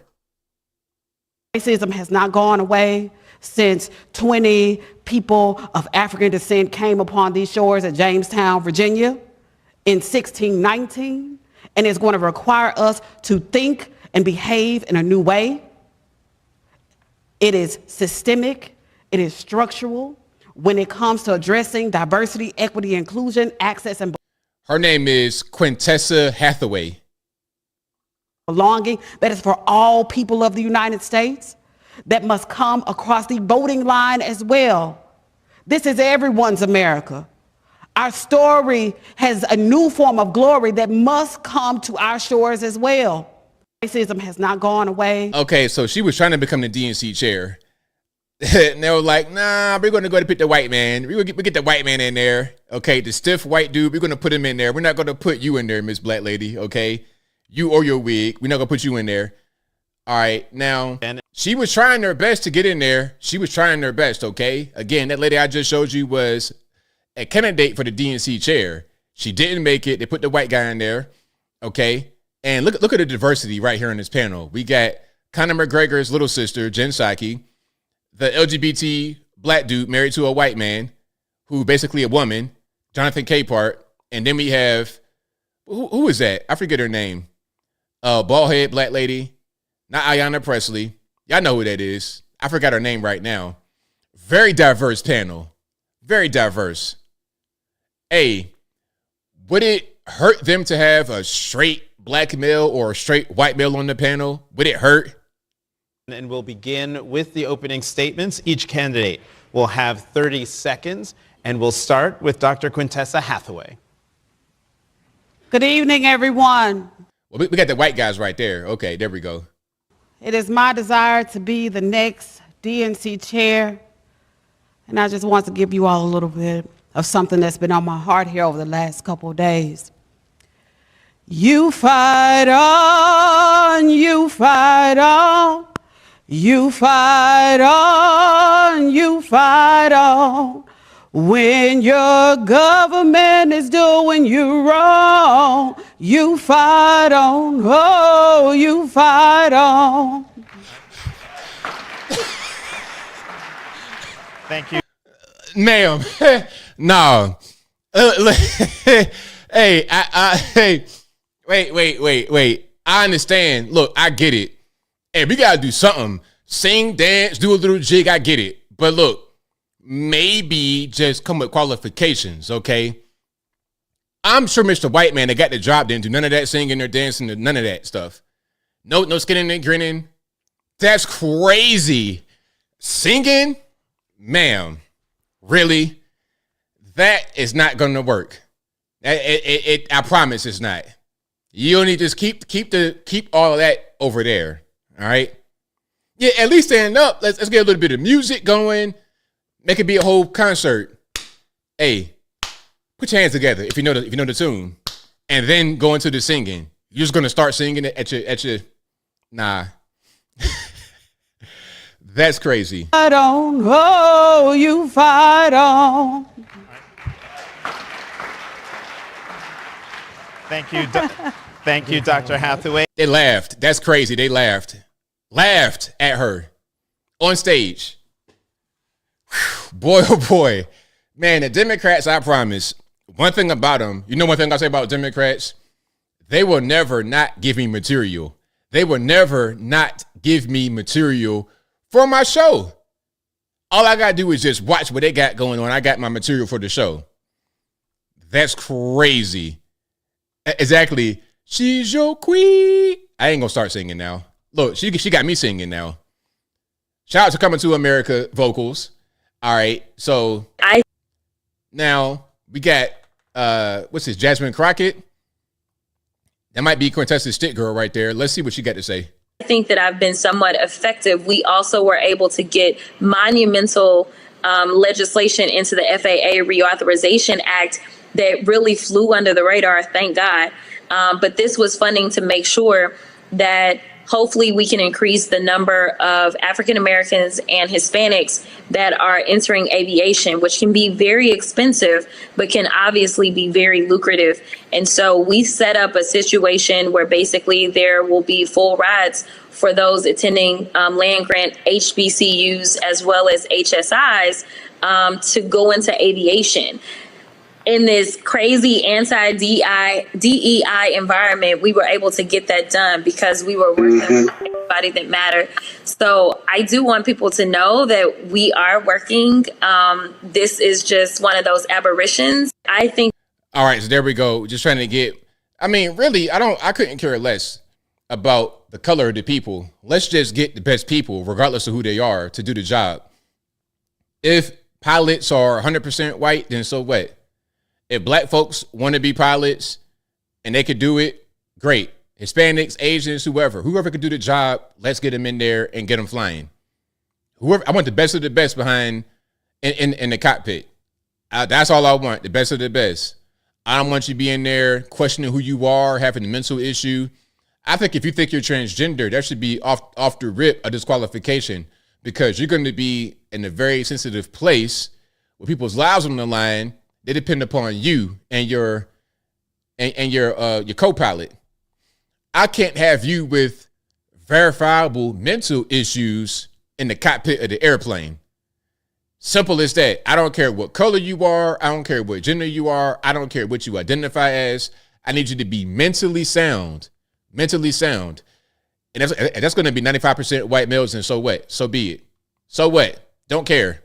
Do not care. All right, let's keep on going. If you like what you're hearing so far, please give the video a thumbs up. Like the video, share the video, do all that good stuff. That'll help me out tremendously. Okay, we got some border videos. We can see the border getting tightened back up. I love it. Let's watch.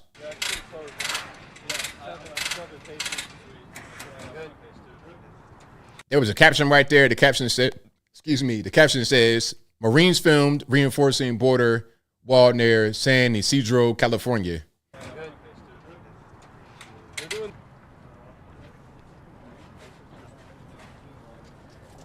So we got concertina wire. Okay.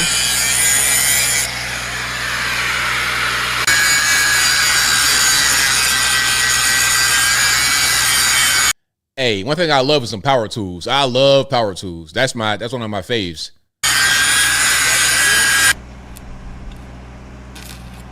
Okay, do some welding. All right, I love it. In the military uniform, I love it.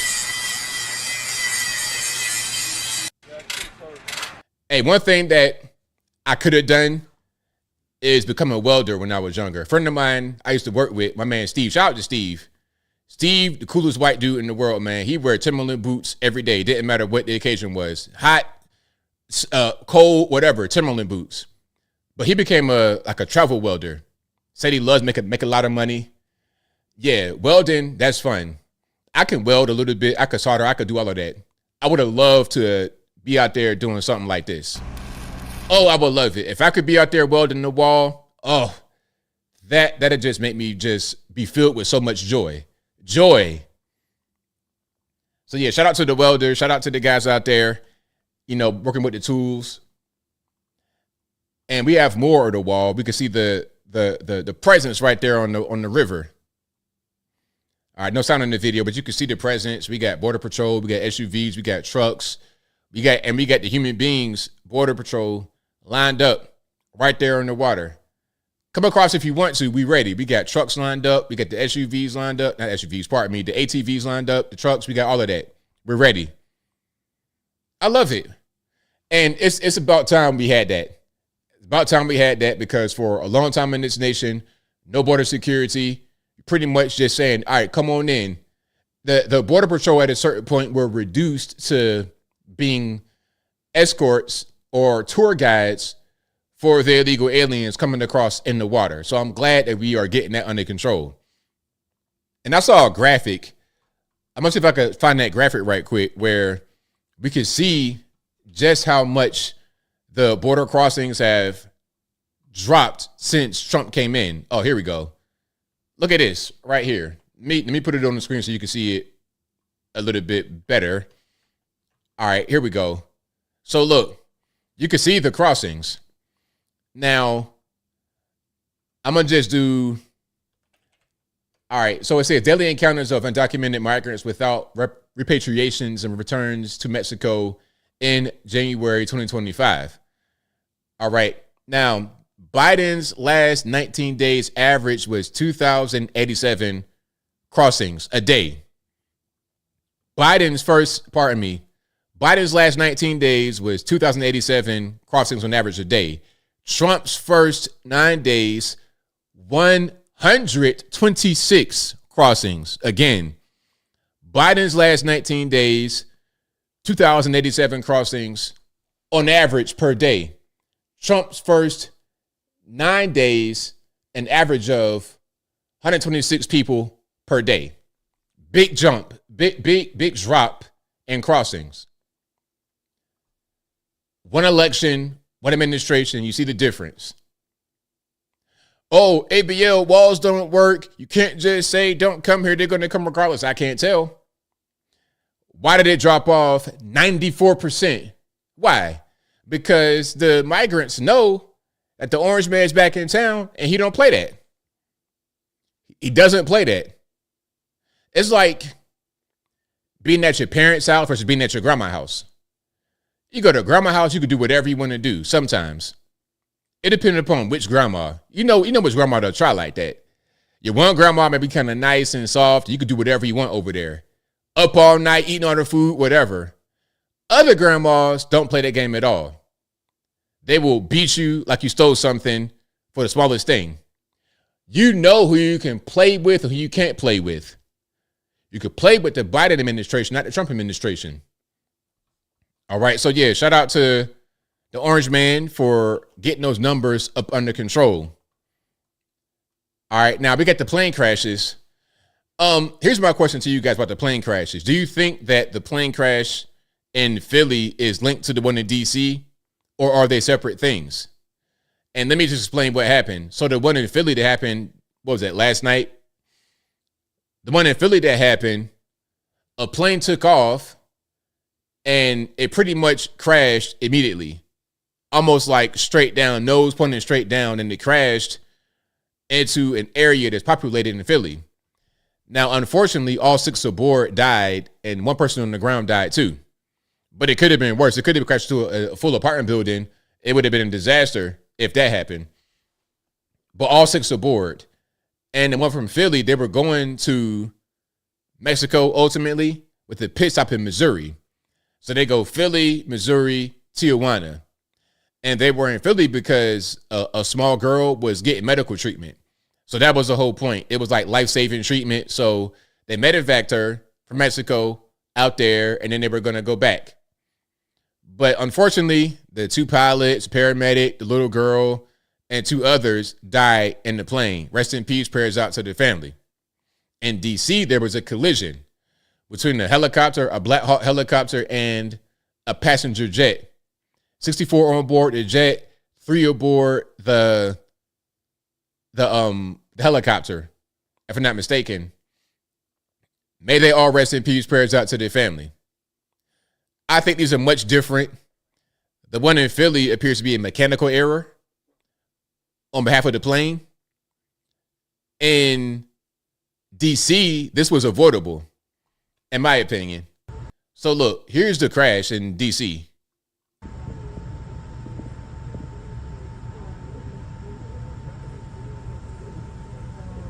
Now you can see how they were just on a collision course. Now the whole time they're on the collision course, air traffic control can see it. So they are both, the plane and the helicopter, are communicating with air traffic control. Air traffic control says, hey, you basically they're saying you are kind of close to the plane. Do you see it? Yeah, we see it. We got it. So the helicopter was given the authority to look out for the plane visually from the helicopter. Maybe they couldn't see it. It's at night. It's dark, but it's a bunch of lights everywhere as well. They have night vision goggles, but maybe since there was another plane in the sky, they saw the other plane and said, okay, we have enough distance from that, but they did not see the plane that was right basically in front of them. I don't know what else it could be, but I think we need to modernize air traffic control because there's been quite a few incidents like this that almost happened but didn't happen. A lot of near misses, a lot of almost, a lot of oops, a lot of that. And here's my question.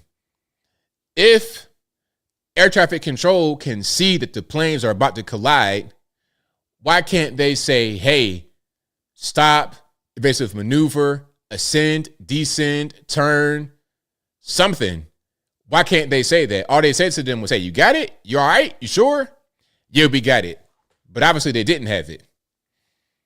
So air traffic control, I think, might be the weak link, but I'm not going to say that they have bad employees. I'm going to say that the system needs to be updated. So what do y'all think? You think it was the helicopter pilot's fault? You think it was air traffic control? What do you think led up to this? And again, in the helicopter, you got 3 people, 3 crew. So it wasn't just one pilot. You got 2 other people. So nobody saw the plane. I think this was air traffic control.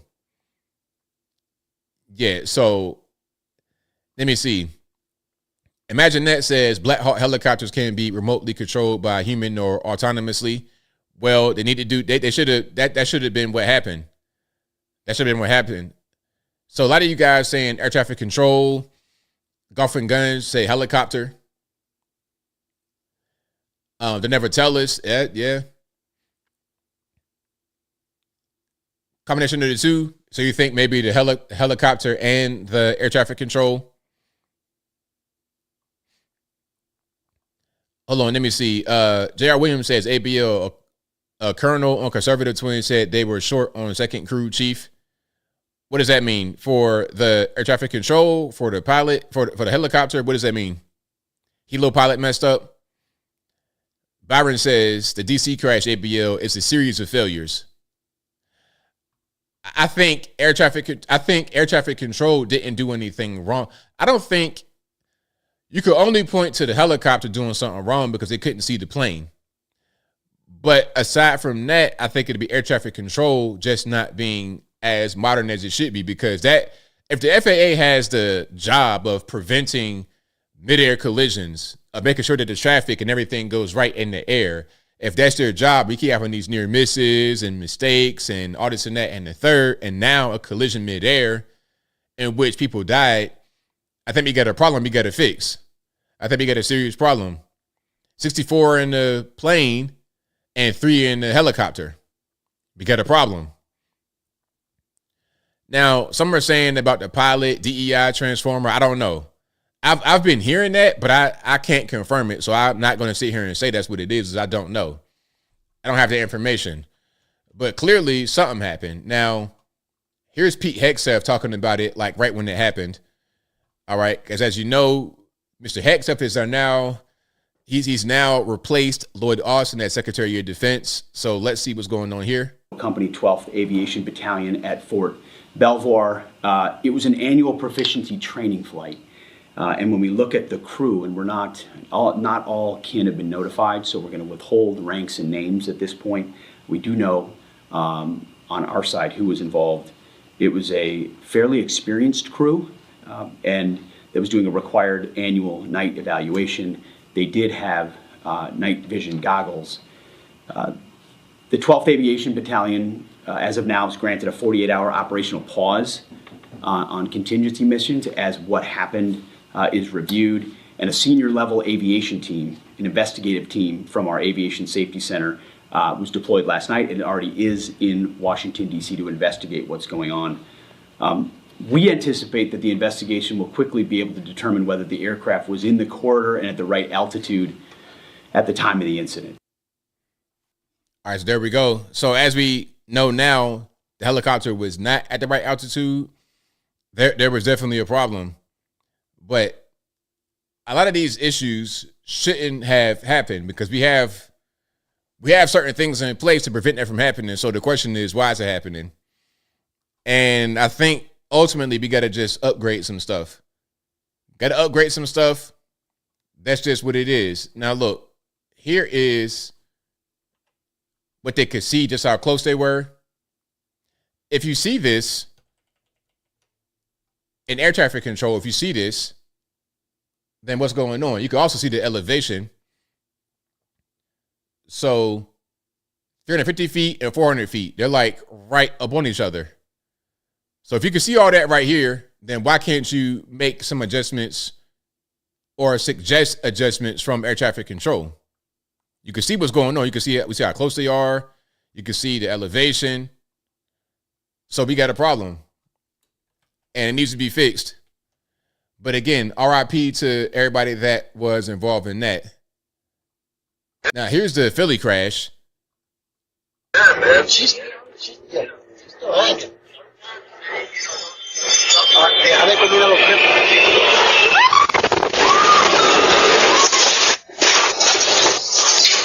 Yeah, man, Now, you can see that the plane going straight down, nosedive.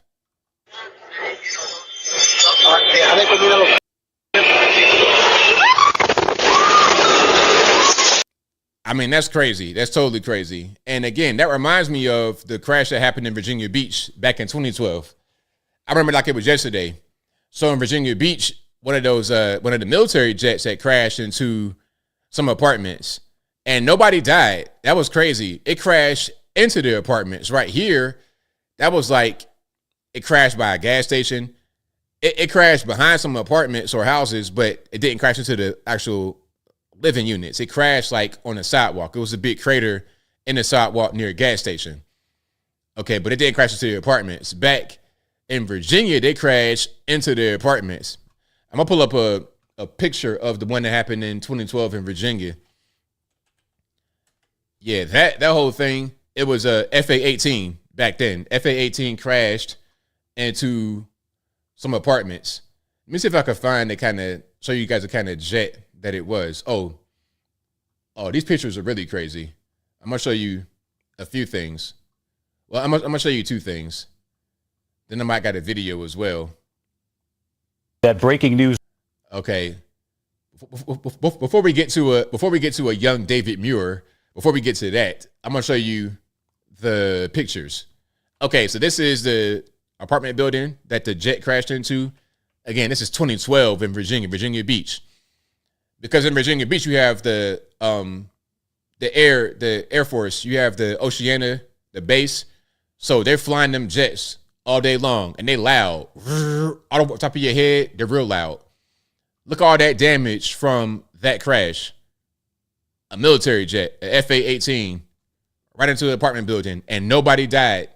Nobody died as a result. Okay, and then look, you could see the jet debris right in the apartments. Look at that. That was at the tail of the plane, whatever you want to call it, right there. And look, here's David Muir back in the day. It was late today after that military fighter jet crashed right into a busy neighborhood in Virginia Beach, Virginia. Let's get right to the pictures tonight. The fuselage smoldering between two apartment buildings. The ejection seat that turned into a parachute for the two pilots. Both survived this. The seat now charred after crashing through a backyard fence. And all of this happened in a packed suburb. And tonight it is simply hard to believe no one on the ground was seriously hurt. Look at this map showing just how close this jet was to so many people on the ground. Those dots there, one a middle school, another busy highway, the third a museum. The crash site right there. Yeah, that's right there. That's right. Getting close to the ocean front. Because right there, that street 264, you take that straight out, you go straight to the beach. So you're pretty much at the beach. You got the museum. You got a lot of stuff right there. But the biggest thing is Oceana, the base that's close by. Because the jet came from the base, and they always practice out there. There in the middle. David Curley is in Virginia tonight to lead us off. Just seconds after takeoff, the Navy jet was in trouble. I looked up, the plane went straight up with no sound. Just the engines were gone. And then he went right into a dive. Then, boom, I could hear it hit, and I seen black smoke and instantly smelt jet fuel. The FA-18 came crashing down onto an apartment complex. The whole thing was in flames, the whole backyard. And then things started to explode, and that black smoke kept going. A roof ripped off one building, others engulfed in flames. The initial crash then followed by explosions. Pat Kavanaugh on his couch heard the crash. Got off the couch and went to the back door, the sliding door, and when I looked out, I saw a pilot laying there, bleeding from the nose, and his parachute hanging from the building. I knew exactly. Yeah, he was good. Like, so the pilot ejected. He was all right. The pilot got hurt a little bit, but the pilot didn't die. The pilot ejected and was straight. What happened? The jet had crashed. The pilot was laying on his patio, and neighbor Colby Smith, who felt his walls shake and his power go out, came running to see what happened. Now, look, you see the way they put out the fire? That's at Virginia Beach all day long. Surround and drown. Now, of course, you get a big fire, but any kind of fire, usually they're going to surround and drown. That's kind of how they do. Out the beach. Like, I was going to become a firefighter in Virginia Beach or Norfolk, but Norfolk, they're going to do more entry into homes. But Virginia Beach, surround and drown all day long. And neighbor Colby Smith, who felt his walls shake and his power go out, came running to see what happened. And I saw the pilot, I saw the parachute on the house, and he was still connected to it. These two men and others at the apartment complex became the first responders, running to help the two Navy men. And the pilot said, "I'm sorry for destroying your house." And I just bent down and I touched him. I was like, it's okay. It really is. Are you okay? He was like, "I think I am." The pilot. So yeah, some of those crashes could be really crazy. Again, that one was from Virginia Beach in 2012. I remember that very well. I was out there at that time, living in the area, not far from that. It was crazy. It was totally. And the thing about it is, you always hear the jets. They're real loud. The jet noise is crazy if you're not used to it. But you always hear the jets, and sometimes you'll see them low flying. I'm talking about like right on top of you. The Blue Angels I seen the Blue Angels in person out the beach. Crazy. The things they do with them jets, you'd be like, how did they do that without crashing? So you kind of anxious a little bit if you're not used to the jets. You think they're going to crash. And then what happens one time when they crash, it's a mess. All right. But yeah, shout out to everybody for being here. Appreciate y'all for joining. Let's get some super chats and some calls. The number to call is 434-658-1220. Again, 434-658-1220. Yeah, the Philly crash, I think it was more of a mechanical issue.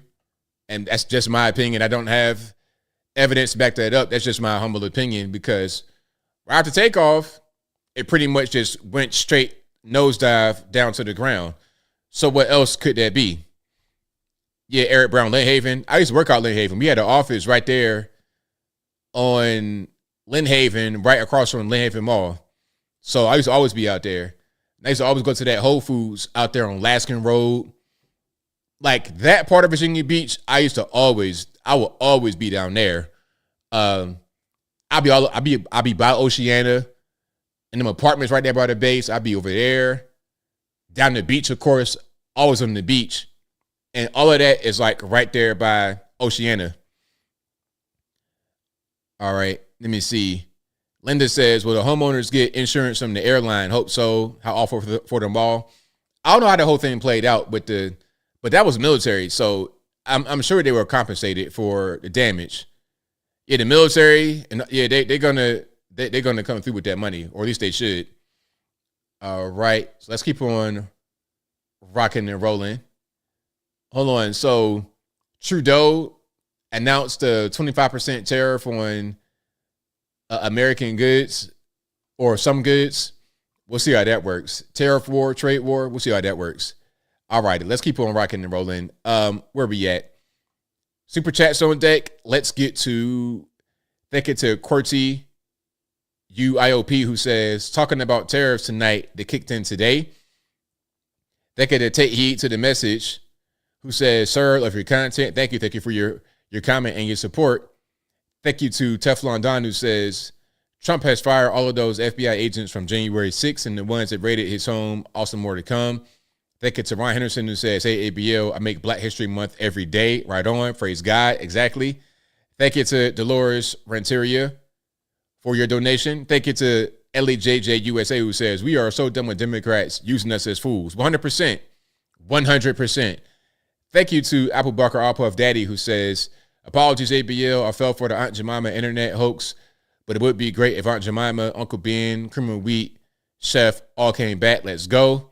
Thank you to Apple again, who says, ABL favorite action by President Trump so far, closing the border, because that was my main issue, was the border, the migrant crisis.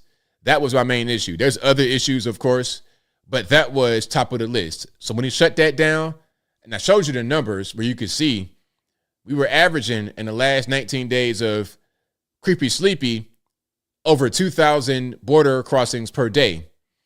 Under Trump, 125 per day. 94% decrease. That is nothing but success. Apple also says, ABL, Kennedy doxes Bernie for taking big pharma money.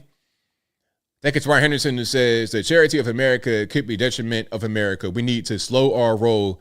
Thanks, Donald J. Trump, MAGA. Thank you to Dolores Renteria again for your donation. Thank you to Apple, who says, Democrat senators complain that Tulsi Gabbard is unqualified. That's so aggravating. Tulsi's an Army Lieutenant Colonel, 3 tours in combat. She's Wonder Woman. Thank you to Kaius Proscimus, who says, DEI, CRT, DACA, and H-1B are responsible for the crashes. Thank you to Apple again, who says, please, Lord, Senate confirm Tulsi, Bobby, and Cash. Also, what's your reaction to Trump firing federal workers? Well, I'm not quite sure he's fired anybody yet. He's offered them the buyout. I'm with it. If the ultimate goal is to slim government down, I'm all for it. I'm all for small government. And you can't have small government with 2 million federal employees. Many of them do nothing. Sit on the high parts and just get paid. All they do is sit on the high parts all day and get paid. Thank you to Kaius Proscimus, who says, I'm tired of all these trans terrorists everywhere. Thank you to Ryan Henderson, who says, funny how law and order can clear the streets. Exactly. Thank you to V.O. Jones, who says, great channel. Thanks. Thank you for your support and subscribing, boss. Thank you to NS, who says, represent, bruh. Keep up the great work. Hey, man, I can't do nothing but that. Thank you for your super chat. Thank you to Both vs. Winchell, who says, will Ben and Jerry now make flavored cold cream? Thank you to LAJJ USA, who says, enslaver was in Golan, named Antonio Johnson, FBI. Thank you to Taylor Langley, who says, ABL, have you seen the DEI Renton, Washington judge? She's like multiple violent criminal migrants that assaulted and killed people out on a low bond and they fled. I haven't seen that, but I'm not surprised. I am not surprised at all.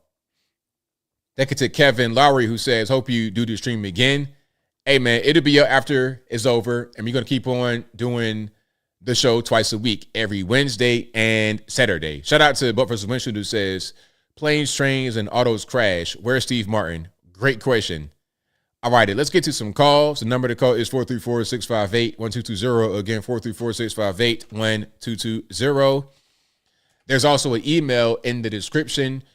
You could use that to be right here in the bottom left-hand corner of the screen. Don't call and say nothing crazy because you will get blocked. But shout out to you guys for being here. And again, the number to call, 434-658-1220. All righty, Skype caller, who am I speaking to? Hi, speaking to Steve. All right. So I wanted to call to talk about the thing that you said about Chinese people earlier, and I have to call to say that I agree that the Chinese government don't really have empathy for people, because in the Chinese culture, they teach you to have no empathy. They teach you to have respect for your elders and stuff, but they always teach you to like suppress your emotions and, you know, just work hard because eventually you'll succeed. And that it's really common in the culture to like mistreat each other, like in China and Taiwan, like any Asian country, like they just really preach hard work and they don't really show empathy towards people that will have like you know, problems. Like unless you're in the United States and you got like family emergencies and all this and that and the third, they might have more empathy. But yeah, you're right, they're not really the most empathetic. Yeah, exactly. So when people say, oh, the Chinese government, they're better than the Europeans, it's like, well, are they better? I mean, at the end of the day, they all want resources. They all want things. And some people don't really care how they get it as long as they get it. Yeah. And then the other thing, you know, I'd like to say rest in peace to those who died in the plane crashes, because those were very unfortunate events. And, you know, I'd like to also say that I'm glad that he's back in office. And then one more thing that I noticed on TikTok was also that there were a bunch of TikTokers saying that Trump blamed the plane crashes on people with intellectual disabilities when he said it was due to DEI policies, you know, and that for some reason that really just rubbed me the wrong way because he never said that in his press conference, you know. Yeah, they always lie. They always make stuff up. And then they say that Trump is the one that lies all the time. But really, that's called projection. You're saying the things that you do and acting like it's him doing it.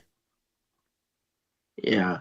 And then what did you think about the cute winter boots hashtag on TikTok, where a bunch of leftists were going on TikTok and telling the immigrants how to, quote, they were using a code word called cute winter boots to talk about how the immigrants could get firearms to, quote, not slip on ice. A code phrase for fighting immigration custom enforcement. Like, not sure if you heard about the cute winter boots thing. I mean, I'm glad nothing happened so far because they were trying to plan protests on January 29th and all that, but thank goodness nothing happened and they stayed in their house. But what do you think about that?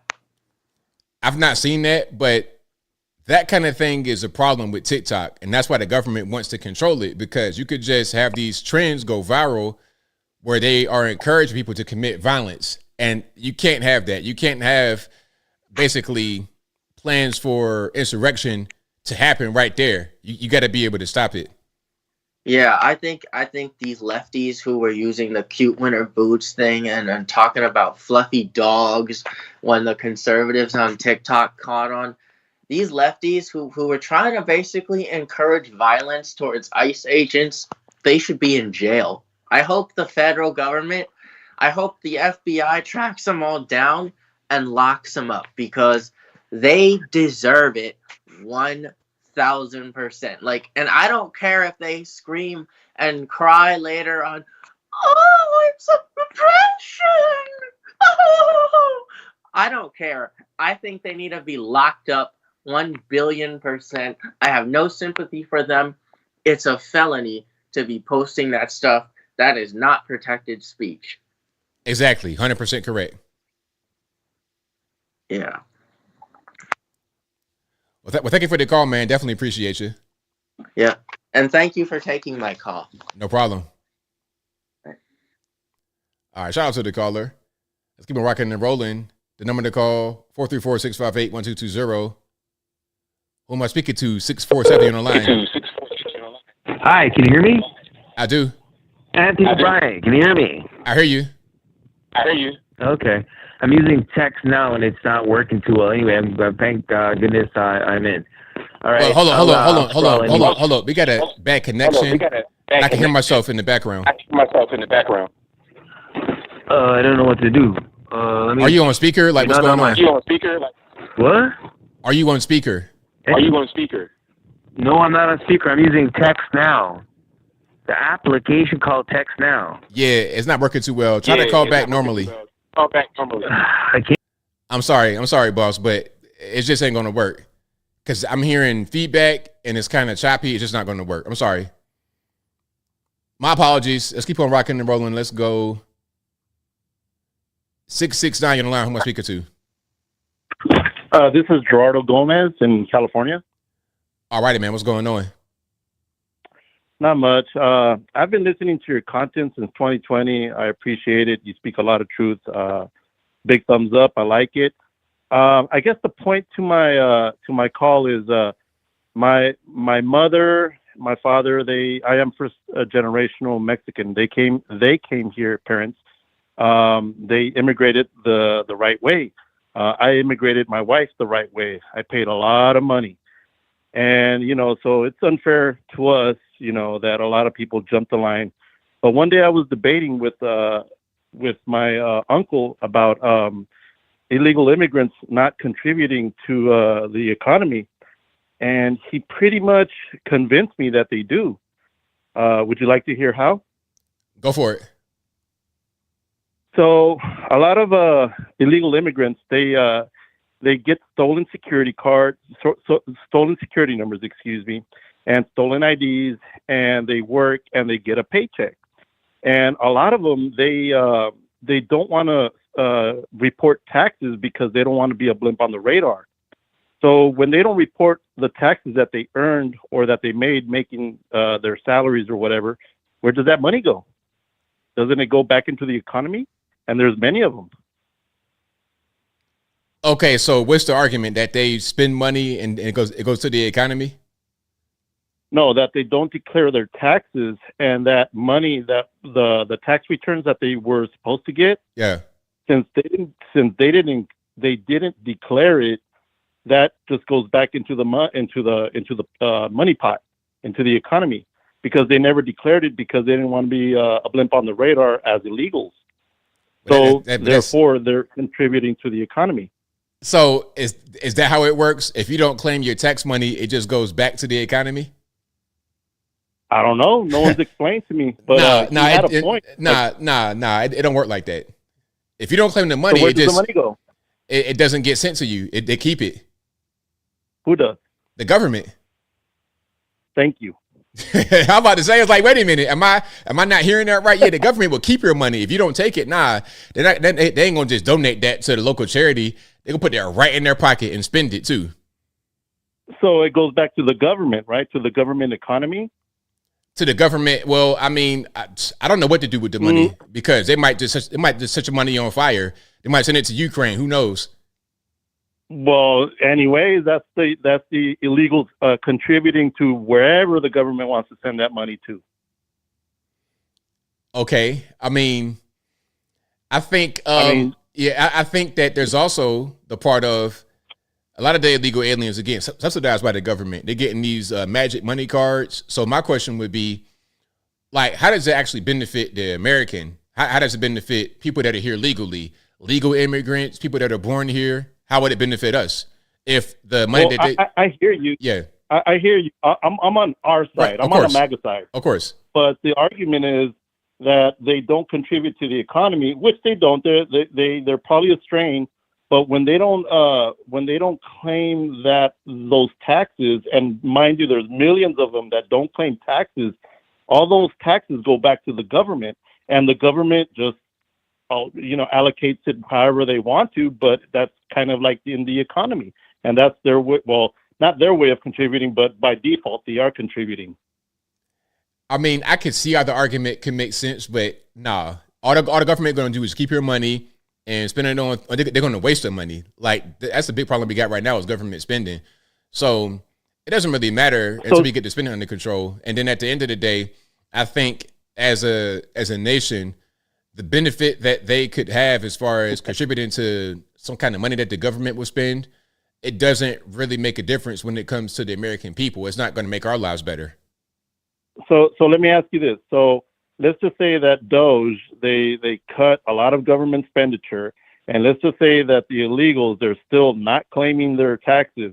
So whatever big government is not, that's being cut, then that pot that the illegals are not claiming, will it be used more efficiently? Well, I don't know what kind of money that they actually generate compared to what we spend on them. I don't really know that answer. So, because here's the thing, though. So let's just say hundreds of thousands. Let's put X, hundreds of thousands of illegals that work. I'm just going to put out Taco Bell, Burger King, or whatever business, like over the counter, kind of like let's just say a clothing shop or whatever.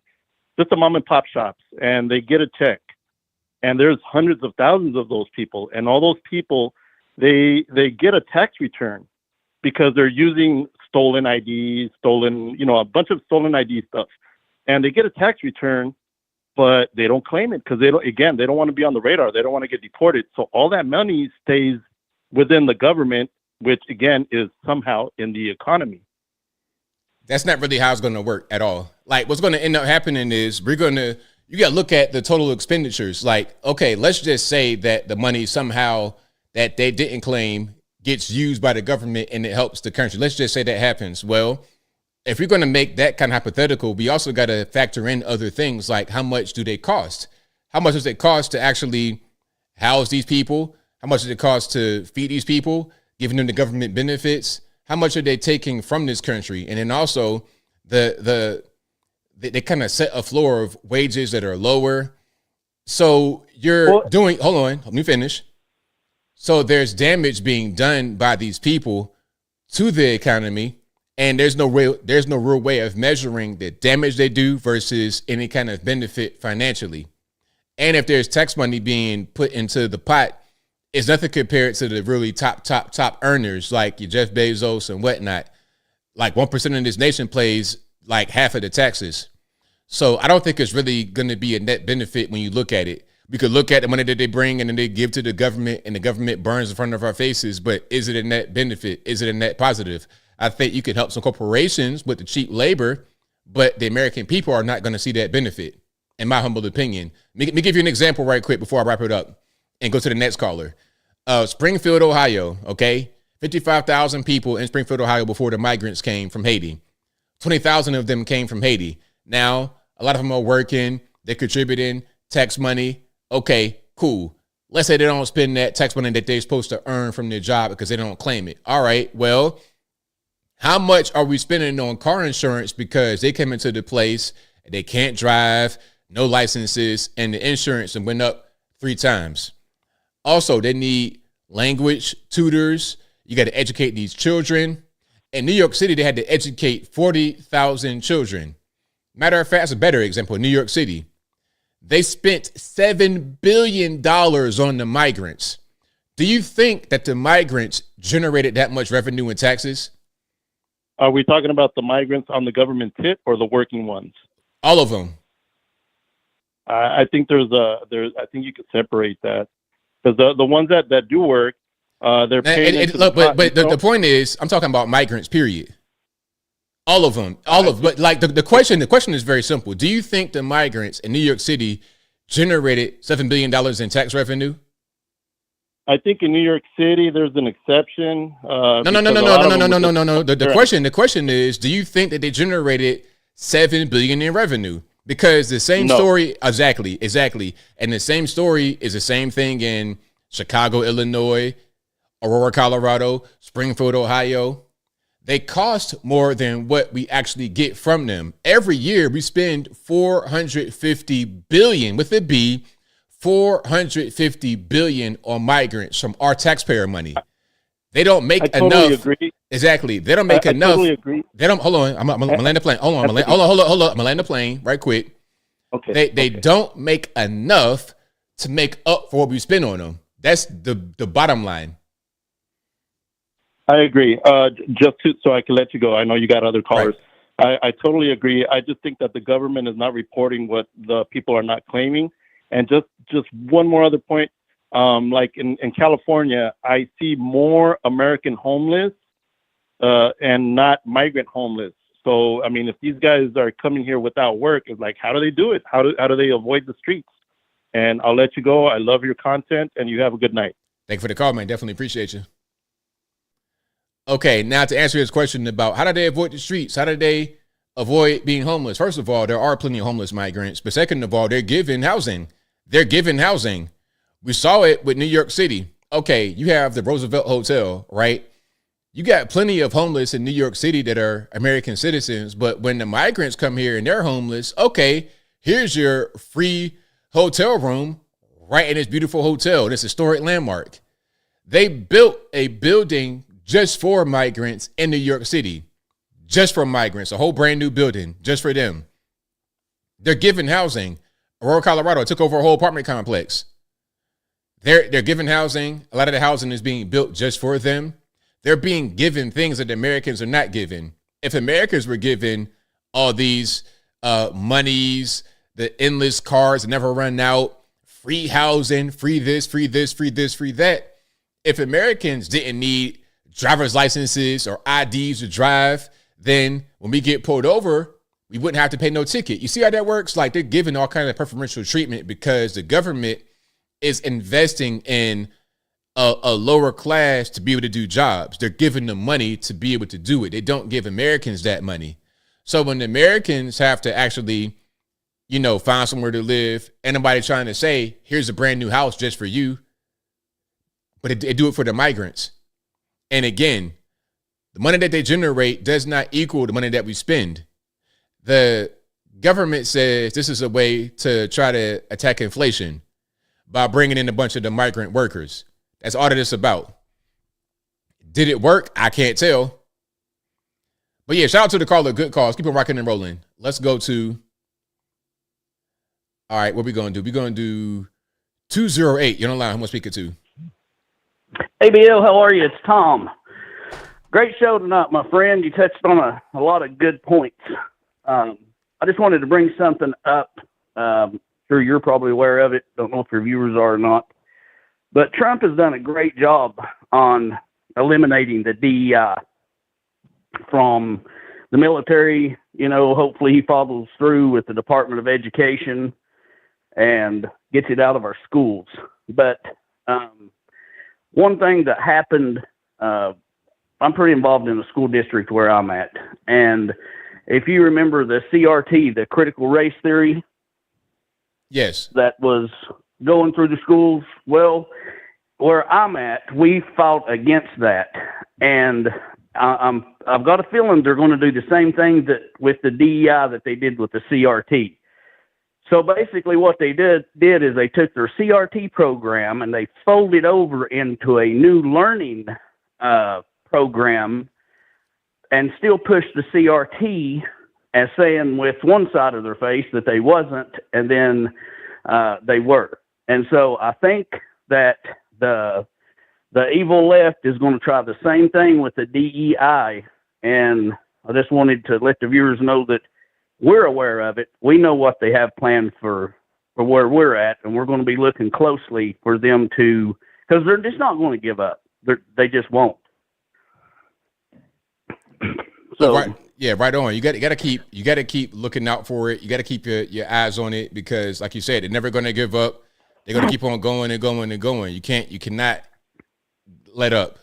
No, and from what I can tell from my state, because our governor's been on a tour, and I guess the money that the Department of Education gave out to the states, obviously with strings attached. You get this money if you do this or if you do that. Well, that's no longer going to be a string, but they're going to be fighting over the money to get their programs issued. So I just wanted to put that out there I know there's a lot of patriots on your channel and they care a lot about kids like I do. So just wanted to remind them, stand fast and watch out. Right on, man. Absolutely. Thank you for your call. Definitely appreciate you. You bet. Have a great night, ABL. Bye-bye. All right. Great caller. Shout out to the caller. All right. Let's keep it rocking and rolling. The number to call again, 434-658-1220. You guys, of course, are the best audience anywhere on these interwebs.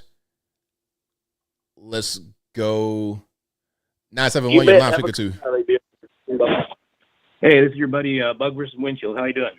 I'm doing well, man. How about yourself? Hey, I'd like to address that previous callers talking about the illegals paying their fair share.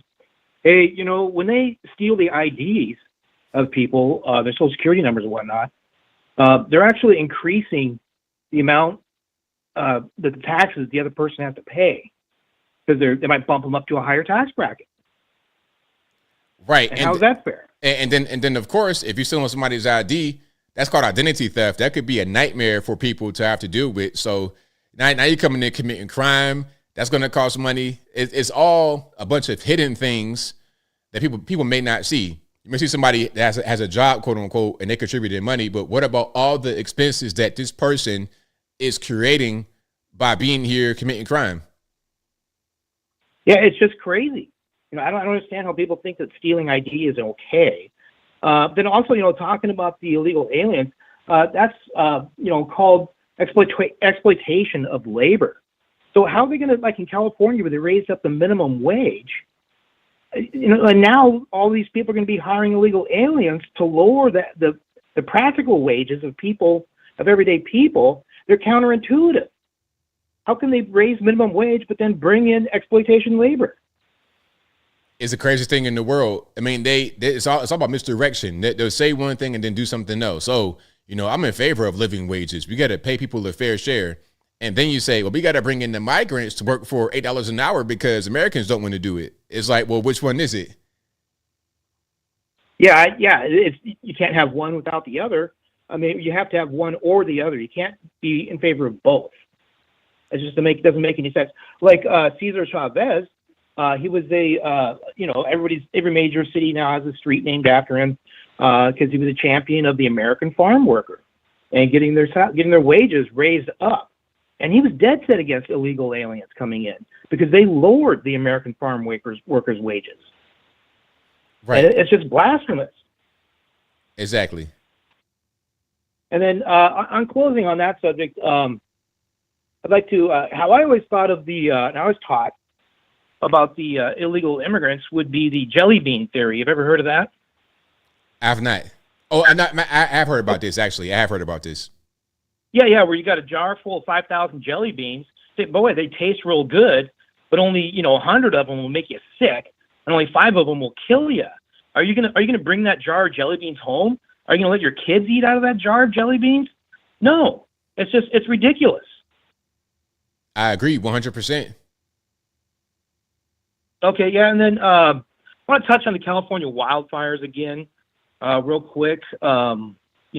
Being a little older, I remember back in the 70s and 80s, is when they started going away from forest management, stop the logging and all this stuff. And so I looked up how many major wildfires there's been in the last 100 years or so. So between 1940 or 1950 and 1990 in Washington, Oregon, and California, there was 5 major wildfires. And after a dozen years or so of these new programs, from 1990 to 2024, there was 35 fires. Wow. I mean, how do you get an increase that much? I know it's been a population increase, but that can't account for all of that. Nah, it can't. I mean, that sounds like to me a degradation in the fire services, the prevention, the maintenance. There's obviously some problems going on that have happened over the past few years. Yeah, and it's just, and that's all liberal ideas. So, and hey, and then in closing, just kudos for Trump and everything he's done. And, now obviously the CIA is able to, let their hair down a little bit and say, yeah, maybe the virus did come out of China. Right. I mean, something that we knew from the beginning. Now we can actually, tell the truth openly. That's always a good thing. Yeah. Hey, that's great. Once again, I appreciate everything that you do, and have a great evening. Thank you for the call, man. Definitely appreciate you. All right. Bye. All right. Shout out to my man for the call. Most certainly appreciate him. But yeah, it comes from China. The number to call, 434-658-1220. 323, you're on the line. Who am I speaking to? Oh, hold on a second, please. Bill, how are you? I'm doing well. About yourself? Oh? Yes. I'm doing great. Couple of things I wanted to comment on in regards to your program tonight. You spoke about UCLA and the Chinese immigrant being deported or whatever she was doing there on campus. Now, I live in Los Angeles, and I'm an alumni of UCLA, class of 1994, Go Blue and Gold. And it was I didn't hear of it until you just spoke of it recently, that this was going on with that arrest. But I thought about when you said that back in, I guess it was the spring or the summer of this year, there was campuses erupting with Palestinian protests. And I said to myself, these are not UCLA students who are doing this stuff because, this is just unfathomable. But anyway, so I get why they got that Chinese girl, because she's probably part of I'm just saying, I'm speculating, whatever you want to call it, that she is probably one of those people who were there last summer, or maybe part of that group that's in the incel that's in UCLA right now that's causing all these problems and making all these validations to their cause, whatever you want to call it. And another thing I want to say, this is all DEI stuff, by the way. And the president, our new chancellor, is a DEI guy. His name is Julio Franco. And I got my little magazine, and I was announcing that he's going to be the new chancellor. So I looked him up, and I'm like, okay, this has been almost 20 years, or 30 years since I graduated from UCLA, but I've never heard of a Julio being a chancellor. I'm not being racist, but I'm like, a Julio? Okay, so some Julio guys in there now running this campus, and I read about him and his wife, and they all like about this woke stuff. I'm like, okay, there we go, here we are, with this Biden administration stuff going on our campus, and I was very upset about that. And that's it on the UCLA subject. But just last night, across the street of my house, I had a EMT situation going on where there were fire trucks and ambulances pulling up to the person across the street of the house to bring him out. I guess he was going through some type of emergency sickness or whatever. So anyway, a female was there, 3 other males were there, and I was looking at everything, and I'm like, okay, what's going on? The males go in the house, the female's just hanging back by the truck, just standing outside of the house, and the 3 males end up dragging I won't say dragging, but he was in a blanket, and they had to lift him into the blanket to get him into wherever he was going.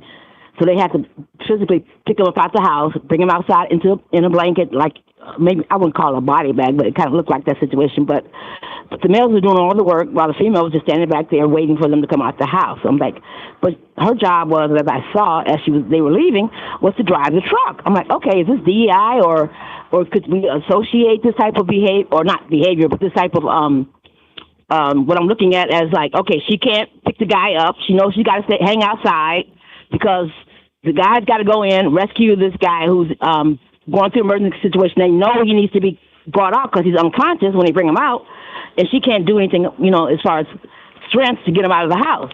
And I'm like, okay, so it's all over the place as far as Los Angeles' DEI stuff that I'm seeing with my own eyes, and I just think that, there are some problems with DEI. I get it, but sometimes it's necessary when it comes to employment, but you you can, as this stuff is being brought up and you see things going on around in your life, you think, okay, yeah, Trump has a point. This stuff needs to be looked at, and we need to evaluate how we are handling, everyday situations that could pertain to either me or somebody, like I say, across the street. And so, it's just real. It's very real. And UCLA, I'm very disappointed that they hired this guy because, I'm on the team he's DEI because, like I say, it's 30 years, and I've never, ever seen a chancellor named Julio, and all of my chancellors have been white males, whatever. But now we got this guy from, I don't know where he's from. I think he's from Colombia or whatever. He's a, I guess you call it, I would say South American type of guy. His wife is from South America, and they believe in all this stuff.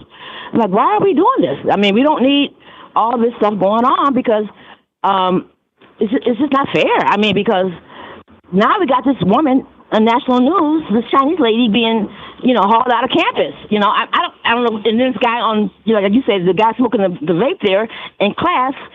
Well, that was completely, nobody does that. Nobody does that. I mean, if you got any sense, or common sense, as we like to say, nobody goes to class, starts smoking the vape, and then call out the professor a bad name because they called him out. And it's and he probably got away with it, to make a long story short. I don't know what the outcome was, but he's probably still there doing the same stuff.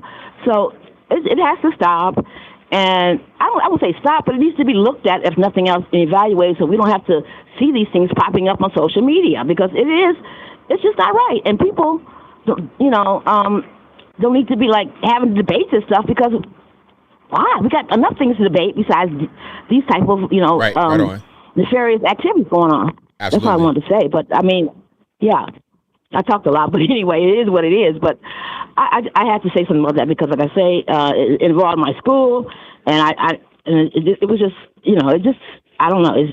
We need to do something, and I don't know what and how, but it'll never be changed. But but I don't know what Trump can do, but I just don't know. It's crazy, and I hope DEI or whatever it is gets a real look at it, and we can just move on and have real policies in there, and hope the people who get hired, absolutely, or people who are in our classrooms, or picking up people in emergency situations, that's right, are qualified to do the job, and nobody has to be seeing it on social media, is what I'm trying to say. Right on. Well, thank you for your call. Definitely appreciate you. Okay, bye-bye. All righty. Shout out to the caller, and shout out to you guys for being here. The number to call, 434-658-1220. Let's keep on rocking and rolling. Let's go. 559, you're online. Who am I speaking to? ABL, Patrick from California. How's it going? Everything's good, man. How about yourself? Good, man. Hey, just a couple quick points. So pertaining to the gentleman that called in about the illegals paying taxes, yeah, no. If they were paying into the system, I would like to see where that is.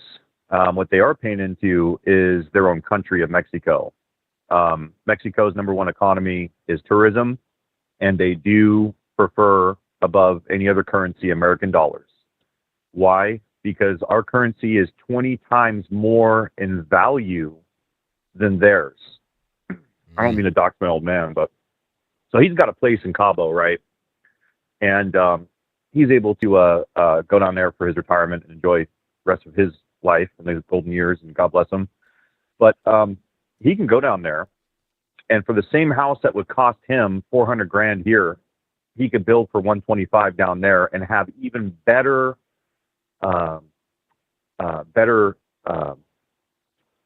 products and better building materials that he can put into that home than what he could possibly ever do here. And so my point is, these illegals that come here and work $8, $10, $12 an hour cash under the table, well, they'll take that American dollars and go back and buy that Lexus in Mexico, or build that house in Mexico, or go, start a business in Mexico, or whatever they want to do with it. And it'll have 20 times more impact on their life there than here. The reason why that we can't do that is because, our system works different. Our government is different. We have to pay taxes, and they don't have to do none of that on the table. It's pure cash for them that they can just take back in bags to their country and live off of all that. So just wanted to put that point across to you, ABL. I don't know if you agree or not with that, but anyway, thanks so much for the opportunity, and God bless you, sir. God bless the United States of America. Take care. Thank you for the call. Definitely appreciate it. He's right on point. Taking that money right back to the house. A lot of repatriation, or I don't know what you want to call it, of the monies. A lot of the Western Union activities.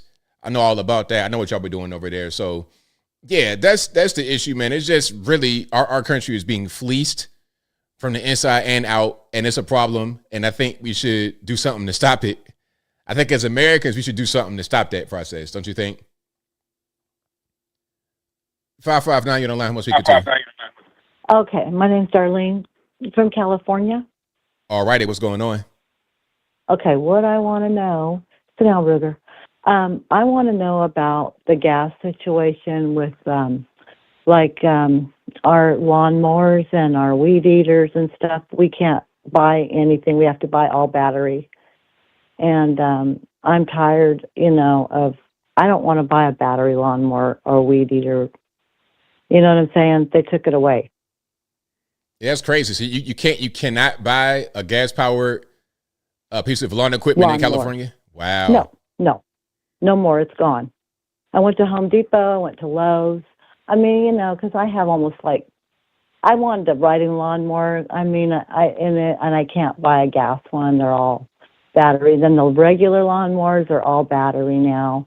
And then I went to Amazon to think I can get one, and they won't send it to me because I live in California. Oh, wow. That's so crazy. I just thought he took it away. Gavin Newsom's taking it away from us. So there's no more lawn mowers or weed eaters. And I feel like, it's just California to me is it's so it's communistic. They're telling me that I can't have this and that in California. I mean, who are you to tell me, Gavin Newsom, what I can buy? Yeah, what is a gas lawnmower going to do? I mean, I get, our neighbors, we just use our same old ones now. I mean, out here, what the heck is going on? That's all I want to know. And I was just wondering if Trump can do anything about it. I don't know. Is it this the Green New Deal shit? I'm tired of it. I'm sorry. Excuse my language, but I live out in the country, so I just don't like this when somebody tells you can't buy something, but that's California. Unfortunately. I don't know. Yeah. I mean, that's really crazy because especially you're in the country area, you might have a lot of property. How are you going to cut your grass? How you going to cut the grass with an electric? You need gas. You're going to need to, out where I live, you have farms. So how would the battery operated mowers are very expensive. I mean, they're over $800. They're more expensive than a gas. I mean, they're double the price now. And then the batteries don't last that long. They only last an hour. How am I going to do that? I have almost 2 acres. I mean, what the heck? What are we talking about? I mean, it's just so upsetting to me. I can't believe, I don't know if there's somebody else out there that knows about this, I would, I don't know what to do, but whatever. I don't know. I'm sure there's a lot of people that feel the same way I do, but I've never seen anything like it. And I just don't know what they're going to do. They want to take our cars away with gas or all this stuff. I don't want an electric car. I don't want that junk. I don't want a battery one. You know what I'm saying? Okay. But anyway, it just pissed me off. That's all. Because I couldn't get a lawnmower. I couldn't even buy one. I couldn't even order one online. They won't give you one. Could you live in California? Are you going to stay or are you going to move?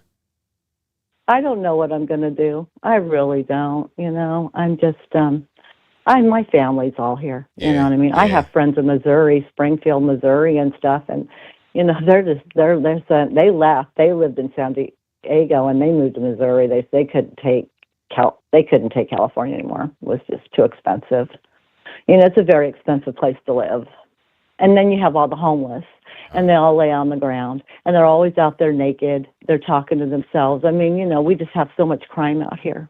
It's just pathetic, I live out in Madera, out in the country, but when I have to go to Fresno and stuff, because There's so much homeless, and it's worse than San Francisco, just about, because I've been to San Francisco and I thought I was I went there to go see a Lion King show, and oh my God, it was just horrifying there. I mean, it looked like a third world country. And then Fresno's gotten so bad in California that, there's so much homeless. They can't do anything. They keep saying they're putting them up, but they don't. And it's just horrifying. It's horrifying. I've taken pictures of it.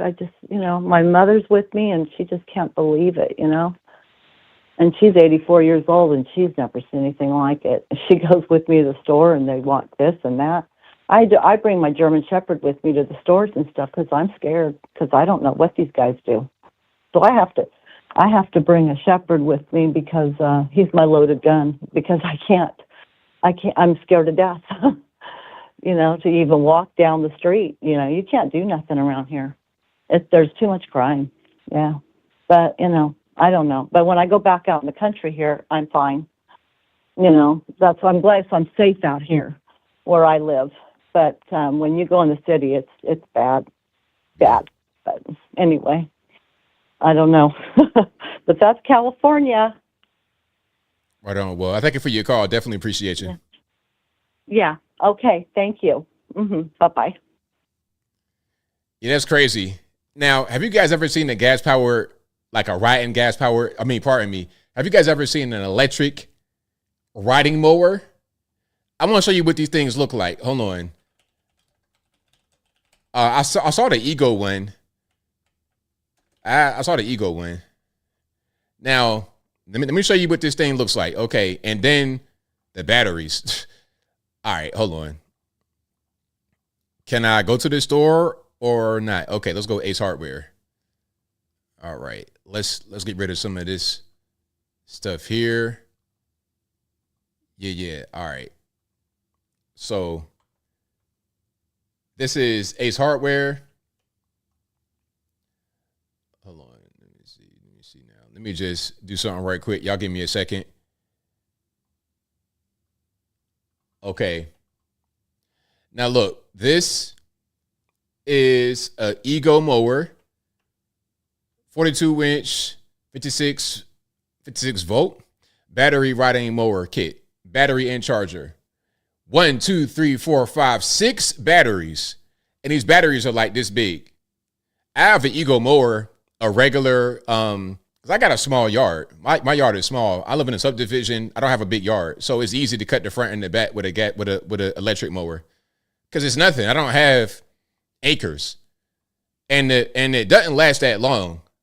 It's about an hour. And that's going to be about the time you need is for my yard, maybe an hour to do the cutting and the edging with the mower, with the weed whacker, whatever. That's about it, 1 hour. And this thing right here, how are you going to really cut acres with that? And this thing is $3,999. Okay, basically $4,000. For the 52 inch, they didn't update it. Zero turn. Well, basically $4,000 for that. And it has 6 batteries. 6 batteries. And you got to charge each one individually on a charger.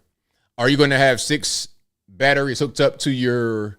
Is that going to short your circuit breaker? I feel like it much. The batteries. How much are the batteries? One battery, $150. Actually, sometimes they're more. I'm seeing one for $200, $300. The Ego lithium ion, the regular one. Let me see. Nah, these things could be a lot. So for those batteries, they're different than the ones in the regular push mower. Those batteries, I'm seeing the 56 volt go for $449, one of them on Amazon. Hold on, let me show you guys something here. Let me show you guys something here. For one of these batteries on Amazon, you looking at was that $449 for one of these? For one, $449, and you need 6 of them. So one of them goes bad, you got to replace it. If 2 go bad or they get stolen, you got to replace it, and it's going to cost a lot of money. It's crazy. All right, let's keep on going. 310, you're on the line. Who am I speaking to? This is Ron from Georgia. Hi, ABL. All right, and now what's going on? Oh, man, another great week. Man, I was looking at you putting out them batteries for them electric power things. I'm sorry, brother. I'll keep with my gardener as is less work, for me, and he does an excellent job, brother, front and back. It takes him about 45 minutes, man, and I get weeks of pleasure out of it. Oh man, I tell you. Brother, we had another great week, and one thing I'm just stellar about is the way our government is functioning right now. And I'm telling you, the president put out a memo, and it's happening right on the spot. These people get the memo, and they follow through, and that's awesome. Finally getting the wall built and everything. And, buddy, just to see the way that the border is under control, loving it. And the way that they're getting the illegals out of here, loving it. We are doing something and making a big difference in America. It's making a big difference. The fact that we can walk down the streets without being accosted, one way or the other, man, this is progress.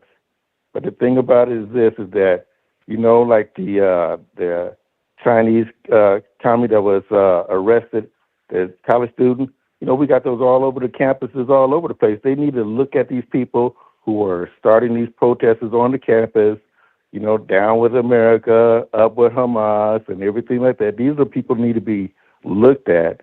These are the people that are subverting our country, trying to take over our country, polluting the minds of these young minds are full of mush. These people need to get their minds right. And the thing about it that we're constantly having these people infiltrate their minds with these communist ideas. This is what we need to do. We really need to be looking at this and sending them back up there. If they're here on a student visa, causing a problem in America, you just want to go down with America. I'm sorry, we do have freedom of speech, but you don't have the same freedom here in America to talk about down with our government. You need to go. You need to go ASAP. And the thing about it, I'm all for that. And anybody else that's making these threats on, Republicans or anything like that, if you putting yourself out there on the media talking about you're going to kill, you destroy somebody, because they Republicans or whomever, if you're talking about you want to destroy them because they don't think like you, hey, these people need to be addressed. They need to have a knock on the door and get their mind right. This is what we need to do. This is need to happen across the country. I'm sorry they feel like this, the way that they want to try to take down our country like this. But I'm sorry, things are happening in a positive manner. And the thing about it that you notice that even the president right now, this president is calling on the name of the Lord. He's taking time out, praying, wanting to have a prayer for the people, even praying for the news media. Come on now, and they definitely need prayer. And but he's praying for them. This is what we need to do. This is what he's doing, and the people are really, I feel, is gravitating towards that. I'm loving to seeing what's happening with the country, and the thing about it is that I can't wait to see you on the front line on the news media. I hope, like I said, you put in your application, but I want to see your hand up, getting a question in, and holding their feet to the fire too, brother. But I just wanted to say this, man. I love you. Keep on doing what you're doing. I love everybody in the chat, Sheree, everybody. You guys are awesome and funny. You just got an awesome podcast, brother. Your channel is awesome. So I really appreciate you, brother, and you just keep on doing what you're doing. God bless. God bless America. God bless you, my brother. Bye-bye. Thank you for the call. Appreciate it. Appreciate you. All right. Great call. Great call. I got time for maybe one more, and you guys are blowing me up. I'm going to just try to get maybe one more in there. All right. Let's go. Anonymous caller on the line. Who am I speaking to? Nathan White in San Marcos, California. All righty. What's going on? I just wanted to say, you know, I was listening to the last caller, but I was thinking of the Sam Cooke song, Let's Go Back to God. And I live down here in North County, San Diego, and I have a buddy that lives in Arizona, and he works for ICE. He was a Marine, and that's all I have to say. I want to give props to, you know, these guys that are in service. Trump sent 15,000 troops down here in San Diego to lock this thing down, and it's amazing because it was just a floodgate that was open down here. So now it just feels like relief. So do you feel a difference already? Oh yeah, I do. So it just seems like things are being done. Things are actually being done. They're not being cast to the wayside. And but I want to give props to the Marines and the men that are working out there, you know, during the night. I'm a plumber, but these guys work during the night to keep us safe. So, you know, I just want to give a shout out to the men that are out there keeping this country safe, and our president, and most importantly, God Almighty. That's all I have to say. Right on, man. Thank you for your call. Appreciate you. No problem. Shout out to the caller. Great call. Great call. All right. Let's do maybe one or two. 801, you're the line. Who am I speaking to? Hey, what's up, ABL? Max up. All right, man. What's going on? Hey, not much. Just chilling and listening to your podcast. So one of the callers called in earlier and talked about how illegal aliens were the ones that were working hard with fake IDs and stuff were net positive to the economy. But so I also migrated here legally with my parents pretty much moved here and then gave birth to us, me and my siblings. And so we hang out with a lot of friends that also migrated here, some legally and some illegal. But all the ones that I know that work here illegally, that come here illegally, like they claim 99 or they claim exempt on their taxes when they file when they do their W4s. And so I don't know if that's a good thing, but I know that's what they do. That way they can get the full money when they get paid. And then when they file their taxes, a lot of them I know they'll use their friends' kids because like you can only file 3 kids to maximize the child tax credit, and their friends will have like more than 3 kids, so they'll divvy out their kids to the ones that are like here illegally, but with fake IDs and all that social security numbers, and then they'll go and file their friends' kids and get a huge tax return.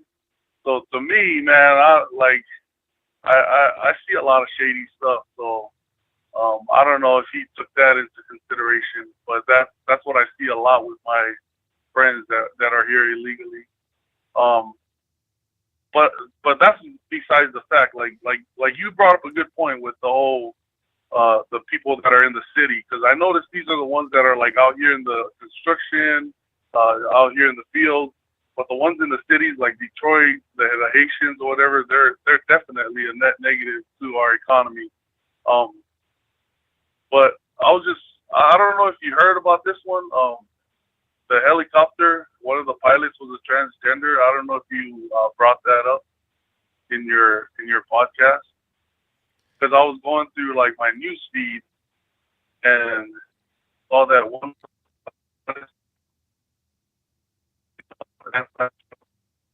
You're breaking up real bad, boss. Oh shoot! You good now, though? Can you hear me better now? Yeah. Oh, okay. I don't know if you heard, you saw that one where one of the pilots of the helicopter was a transgender, posting a lot of anti-Trump rhetoric before, the whole crash. I mean, I heard that, but I'm not quite sure if that's true or not. So I have heard it, but I just wanted to verify it before I say something about it. Yeah, because I was going through my news feed and a lot of people are posting it, like her whole bio or all her posts or his post, and I just thought that was kind of weird. And then when you look at the video, I think it was Officer Tatum who was like counting down. And there was 7 seconds where she or the pilot clearly saw the plane. They got their landing lights on and everything. There's no way they could have missed it. And so it almost looked like it was coordinated, like they wanted to take out the plane. But I mean, just like you, I don't want to make any assumptions, but that's the news that's going around right now, that it was a transgender pilot that posted a lot of anti-Trump posts on his social media. So, but anyways, keep up the good work, bro. Take care. Thank you for the call, man. Definitely appreciate you. Yep. All right. Shout out to the caller. Y'all blowing me up today. What's going on? What is really happening? 916 on line. Who am I speaking to? Hey, how you doing, sir? My name is Ray. All righty. What's going on? Yes, sir. I just wanted to offer my appreciation. My wife lights up every time your show comes on, and for that reason, for her happiness and for your balanced perspective, I wanted to thank you for everything that you do. With that, I've been a military pilot for 22 years, just retired from the Air Force. Regarding the crash, and giving our deepest sympathies to the victims and to the families who transitioned during this terrible event, wanted to offer a perspective, which is during visual flight rules or visual flight operations, pilots typically are required to facilitate visual separation. And air traffic control during those scenarios is not required to offer separation between the different aircraft. And when you have an aircraft like a CRJ or other types of regional aircraft, the swept wing of those aircraft makes it very difficult to maintain that visual separation. So in this situation, it would be very difficult for a pilot, both in the helicopter and the pilot in the regional jet, to visually separate, especially at night. So it's an unfortunate situation. It's one of those reasons why aviation is often written in blood. But again, thank you, and my appreciation for everything that you do. Thank you for the call. Definitely appreciate you. All right. Very good call. And shout out to you guys. I appreciate y'all for checking me out. I really, really do. All right. Y'all are blowing me up so much. It's crazy. I'm gonna take a few more calls, but I can't be up here. I can't be up all night. It's past my bedtime almost. All right. I got a few more. Calling line speaker 2757. Yes, Mr. Loken. How are you doing this, sir? This is Chesapeake Bob. All right. Everything is good about yourself. I'm feeling kind of low. That's okay. As you know, my wife recently passed away. But I wanted to ask you a question, and it's going to take thought. Okay, so what is the biggest threat to our country today? And you can say China, you can say Russia, or whatever, but I actually think it's something else. All right, what do you think it is? What is? Well, what is your? I like your thought. Okay. What do you think the biggest threat is? It's kind of hard to say. My instinct, my gut reaction is artificial intelligence. That's my first reaction, but I'm not quite sure that's what I really wanted to say for my final answer. But that's my gut reaction. Aside from that, I would say just the human beings that live in this country that don't understand a lack of education. And as far as a foreign adversary, I would say China, because China is becoming the dominant big dog in the world, and there's no real way to stop it. I don't see China going in. I don't see them going backward. I see them only going forward. Well, I agree with you. And can I tell you a real quick story? Real quick. Okay. So I was working at MIT. This is back a little while back. And I was walking down Vassar Street. For those of y'all who don't know this, MIT is basically a big triangle.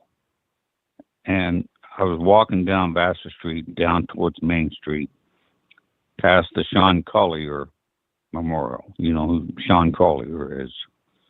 And I was walking with a guy named Bob, unfortunately. And I'm like,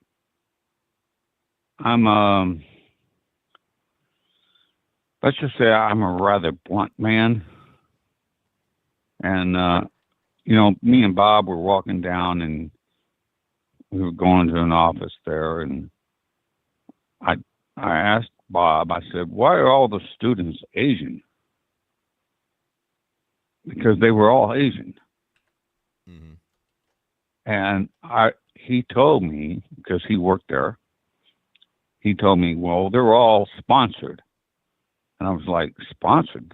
What do you mean by sponsored? And oh, by the way, I need to apologize because I've broken one of your rules. And that rule is don't call in when you've been drinking. Okay? All right. I've been drinking a little bit. And but anyhow, Bob was like, well, they're all sponsored. And they're paid for by white women. And I was like, oh, what do you mean white women? And he's like, well, these white women who have made money, I don't know how, I don't care, they sponsor these students. So we're walking down, and I just wanted you to think that the most dangerous thing, and a lot of you people in the chat are going to roast me, and I don't care.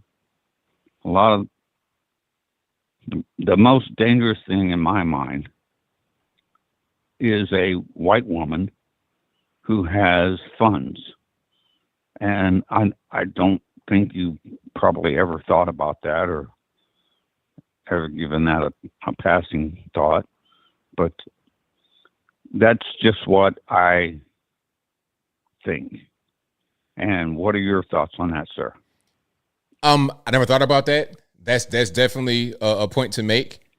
That's definitely a problem. I see it as a problem. I see it on television. I see it in the corporate workspace. DEI, really, that's kind of the main recipients of that are white women. So I see where you're coming from. Well, I'm sorry to bother you, and I'm just I want to tell you that, you know, I watch you all the time. I watch you on Wednesdays. I watch you, by the way, catch him on Wednesdays and go to his website, ablmerch.com, and get you a hat. And I just wanted to thank you for, I don't know, listening to an old drunk guy sitting alone in the dark and hearing my thoughts. You have a nice evening, sir. Thank you for the call, Bob. Definitely appreciate you. All right, goodbye. All right, shout out to Bob. Y'all give it up. Round of applause for Bob. And shout out to everybody that's been calling in tonight. I really, really appreciate y'all. I promise I'm gonna take one more. You're online speaker to 617. Okay, I'm sorry. I'm dying laughing with the fist pump you just did. This is Jenna from West Virginia. I'm going to hopefully keep this really short and sweet. I think you said you applied for the new media pass for the White House. Yes. Awesome. So, of course, it's a rotating seat. So, depending on, like, when you were to get called in, like ABL, there's a seat for you today. If it were a slow news week and there's not much going on in the news cycle, did you have any pressing questions that you've always just really wanted to ask or get to the bottom of? And I will let you answer and get to the next person. Thank you. Thank you for the call. Definitely appreciate you. Okay, any kind of pressing question? What would I want to ask? I don't know, man. I want to get some real UFO disclosure. Like, do we have the little space aliens? Like, do we have like some biological remnants of aircraft? Like, what do we have as far as that? If they're going to answer honestly, I'm not sure I can ask that question and get a true answer. I would like to, but I know that might be kind of difficult. 435 hit online. Who am I speaking to? Who there? Hello, who am I speaking to? This is, pardon me, this is Brandon. All righty, man. What's going on? I'd just like to ask you on what you would think about me on answering any of your questions. That's not really what I do here. Like, you got to ask me something. I really don't know you, so I don't really know what I can ask you. Okay. There's not any subject? Sir, I don't really. You have to ask me something. Okay, I'm sorry then. All right, thank you for the call. I appreciate it. It's like, hey, I'm a stranger. Ask me anything. What's the true meaning of this world? What is the true meaning of life as we know it? I don't know. All right, let's 504. You don't know how I'm speaking to. Yeah. Hey, ABL, it's Alien Spaceship. All right, man. What's going on? All right, man. This has been a really crazy night, going overtime, but this is really cool. So, shout out to you and all the callers. It's been an amazing night. And also, I'll have some stuff to say, but also want to say, shout out to the past Chicago cop. Right on. Absolutely. Yeah. Yeah, ABL, I agree with the UFO disclosure. I think that's something that they should release. It would be good to ask that, and something I would like to ask. But of course, we don't know if they're going to answer it honestly. Yeah, that's the main thing. I really want some real answers. I know there's some things you probably can't say, but if I could get a true answer, yeah, let me get the UFO disclosure. Yeah, and also, Rebel was saying that Trudeau put I believe a 15% tariff on $125 billion of U.S. goods, a tariff on us. Well, we'll see how that whole thing plays out. I mean, if there's going to be a tariff war, I think the USA can sustain it more than Canada can. Yeah. And also, so regarding the crashes, it was around 7 p.m., 8 p.m. around my time yesterday, and I was doing a stream in the evening, and they were telling me that there was this crash in Philly, and I couldn't believe it. And I went online and I reacted to all the different videos they had of it, and you showed some of them. And basically that's all it was. And it looked like a missile was dropped. I mean, it was very tragic to see like the people that were hurt and the young people that were, unalived. And I think that I understand you believe there's no correlation, and you very well may be right. I have no evidence or proof to back this up. I just think it's very strange for that to happen. That's, so close together, in my opinion. Yeah, definitely strange occurrences. Like you said, so close together. It's like, okay, what's going on? Do we have a problem? So, yeah, I do understand that point of view. Yeah, and also I've been hearing rumors about the helicopter pilots as well. And it's something like one of the pilots was brought Joe Brandon's people around for an award. It was someone on their side, allegedly. I can't prove anything right now. And also that they saw a plane, and they thought it was the plane that they were seeing, but it was really there's a plane right next to them that was about to fly into them that they weren't seeing, and they got blindsided. Allegedly, that's one of the explanations. Yeah, that's kind of what it looks like, because I don't really see another logical explanation. Right. And as I said, there's different conspiracy theories that there's something like a lack of staff. That's something that they were saying. My chat was telling me yesterday, allegedly, a lack of staff. There is people that may be inadequate to do the job. And yeah, certainly there's possibly some neglect that was going on. Did you see that airplane movie from the 80s?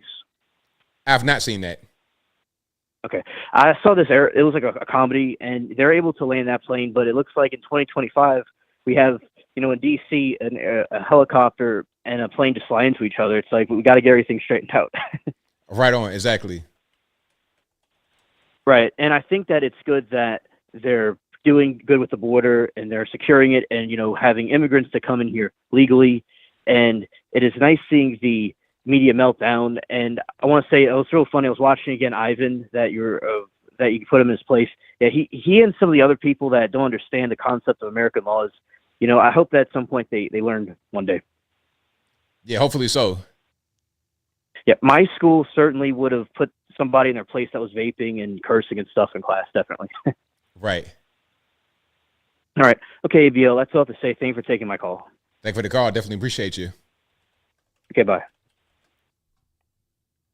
All right. Shout out to my main man, Alien Spaceship, but I think that will be a wrap for me. Shout out to you guys. If you couldn't get on tonight, don't blame me. Blame the white man, because it ain't my fault. But I'll be back live again on Wednesday. Same bat time, same bat place. 8 p.m. Eastern time to right around right now, 11 p.m. Eastern Standard Time. This is also an audio streaming podcast you're listening to. It'll be available on your favorite audio streaming platforms, 8 a.m. tomorrow morning Eastern. And that's going to be Google Play, Spotify, Apple, iTunes, etc. Link for that will be in the description. Or just go to your favorite audio streaming platform and search ABL Live. I should pop right on up. But again, that will be a wrap from me. I will see you guys again live on Wednesday. But I'm here all throughout the week putting out pre-recorded content. Catch me on Rumble as well. Catch me on the new channel, Uncle ABL. I put the cooking video out there. Hopefully you guys enjoyed that. I made a little bit of a mistake as far as the filming. I think next time I'm going to do just like fixed angles, because it might have been a little bit dizzy. And I tried to fix it, but then I unfixed it. It was kind of a mess.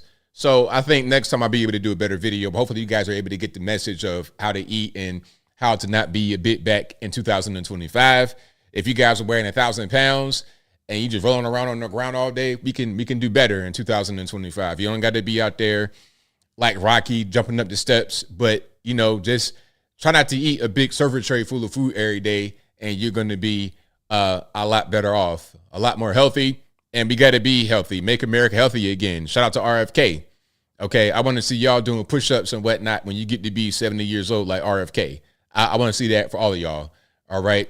So yeah, that's the main thing I want to see is everybody get healthy. Uncle ABL is going to help you in that goal in a variety of ways, from your mental, from what you put into your body, your food, all of that is going to be help. So shout out to you guys. I appreciate y'all. But I have some super chats here. I'm going to read those right quick. Then I'm going to wrap it on up, put the bow on top. Francis says, why am I not on X much? I'm on X a lot, but I just don't post a lot. What I do on X is read. I do a lot of reading, and all my videos normally come from X. So the videos I play during the show, that's all from X. So that's a lot of my time is spent being on there reading and researching, not so much interacting, although I do it a little bit. So shout out to everybody that's here watching, retweeting, super chatting. I could not do what I do without you guys. Thank y'all for being here. Shout out to the mods for keeping the trolls in check. I appreciate y'all as well. You guys are the best audience anywhere on these interwebs, and I could not do what I do without you. All right. We got super chats. I'll read these right quick. Then I wrap it on up, put the bow on top. Thank you to John Medeski, who says, where on the street is Ivan got deported. Thank you to Air to the Ron, who says, illegals not claiming those taxes as some kind of benefit. Hold on, let me read that again. Air to the Ron says, illegals not claiming those taxes as some kind of benefit is superficial and not a net benefit, because many citizens pay taxes when it's tax season, and if illegals don't, then they're cheating the system. Thank you to Anthony Rodriguez, who says, what my fellow Mexican-American ain't saying is that illegals claim a ton of dependence on a W-4 to pay very little taxes. There we go. That was the call I got a little while ago. That same thing, right? the W4 situation. Okay, I wasn't aware of the game, but now we're educated. Thank you to Jag Oscar Dig, who says, nope, illegal immigrants on full benefits wire their paychecks to their families at home every Friday. Thank you to Marianne McPherson, who says, thanks, ABL, for all you do. Love you and the chat. Thank you for that. Most certainly appreciate you. Thank you to S4, who says, salute ABL with the peace sign. Thank you. Thank you to Buck versus Windshield, who says, Canada tariffs, will boost logging, oil, and dairy. Thank you to Cal Denson, who says, what happened to the retired Chicago cop? RIP to our retired Chicago police officer friend. He passed away, unfortunately. So RIP to him. And I think that will be a wrap for me. So you guys have been great. You guys are amazing, as always. But until next time, y'all be safe. I'm out. And peace.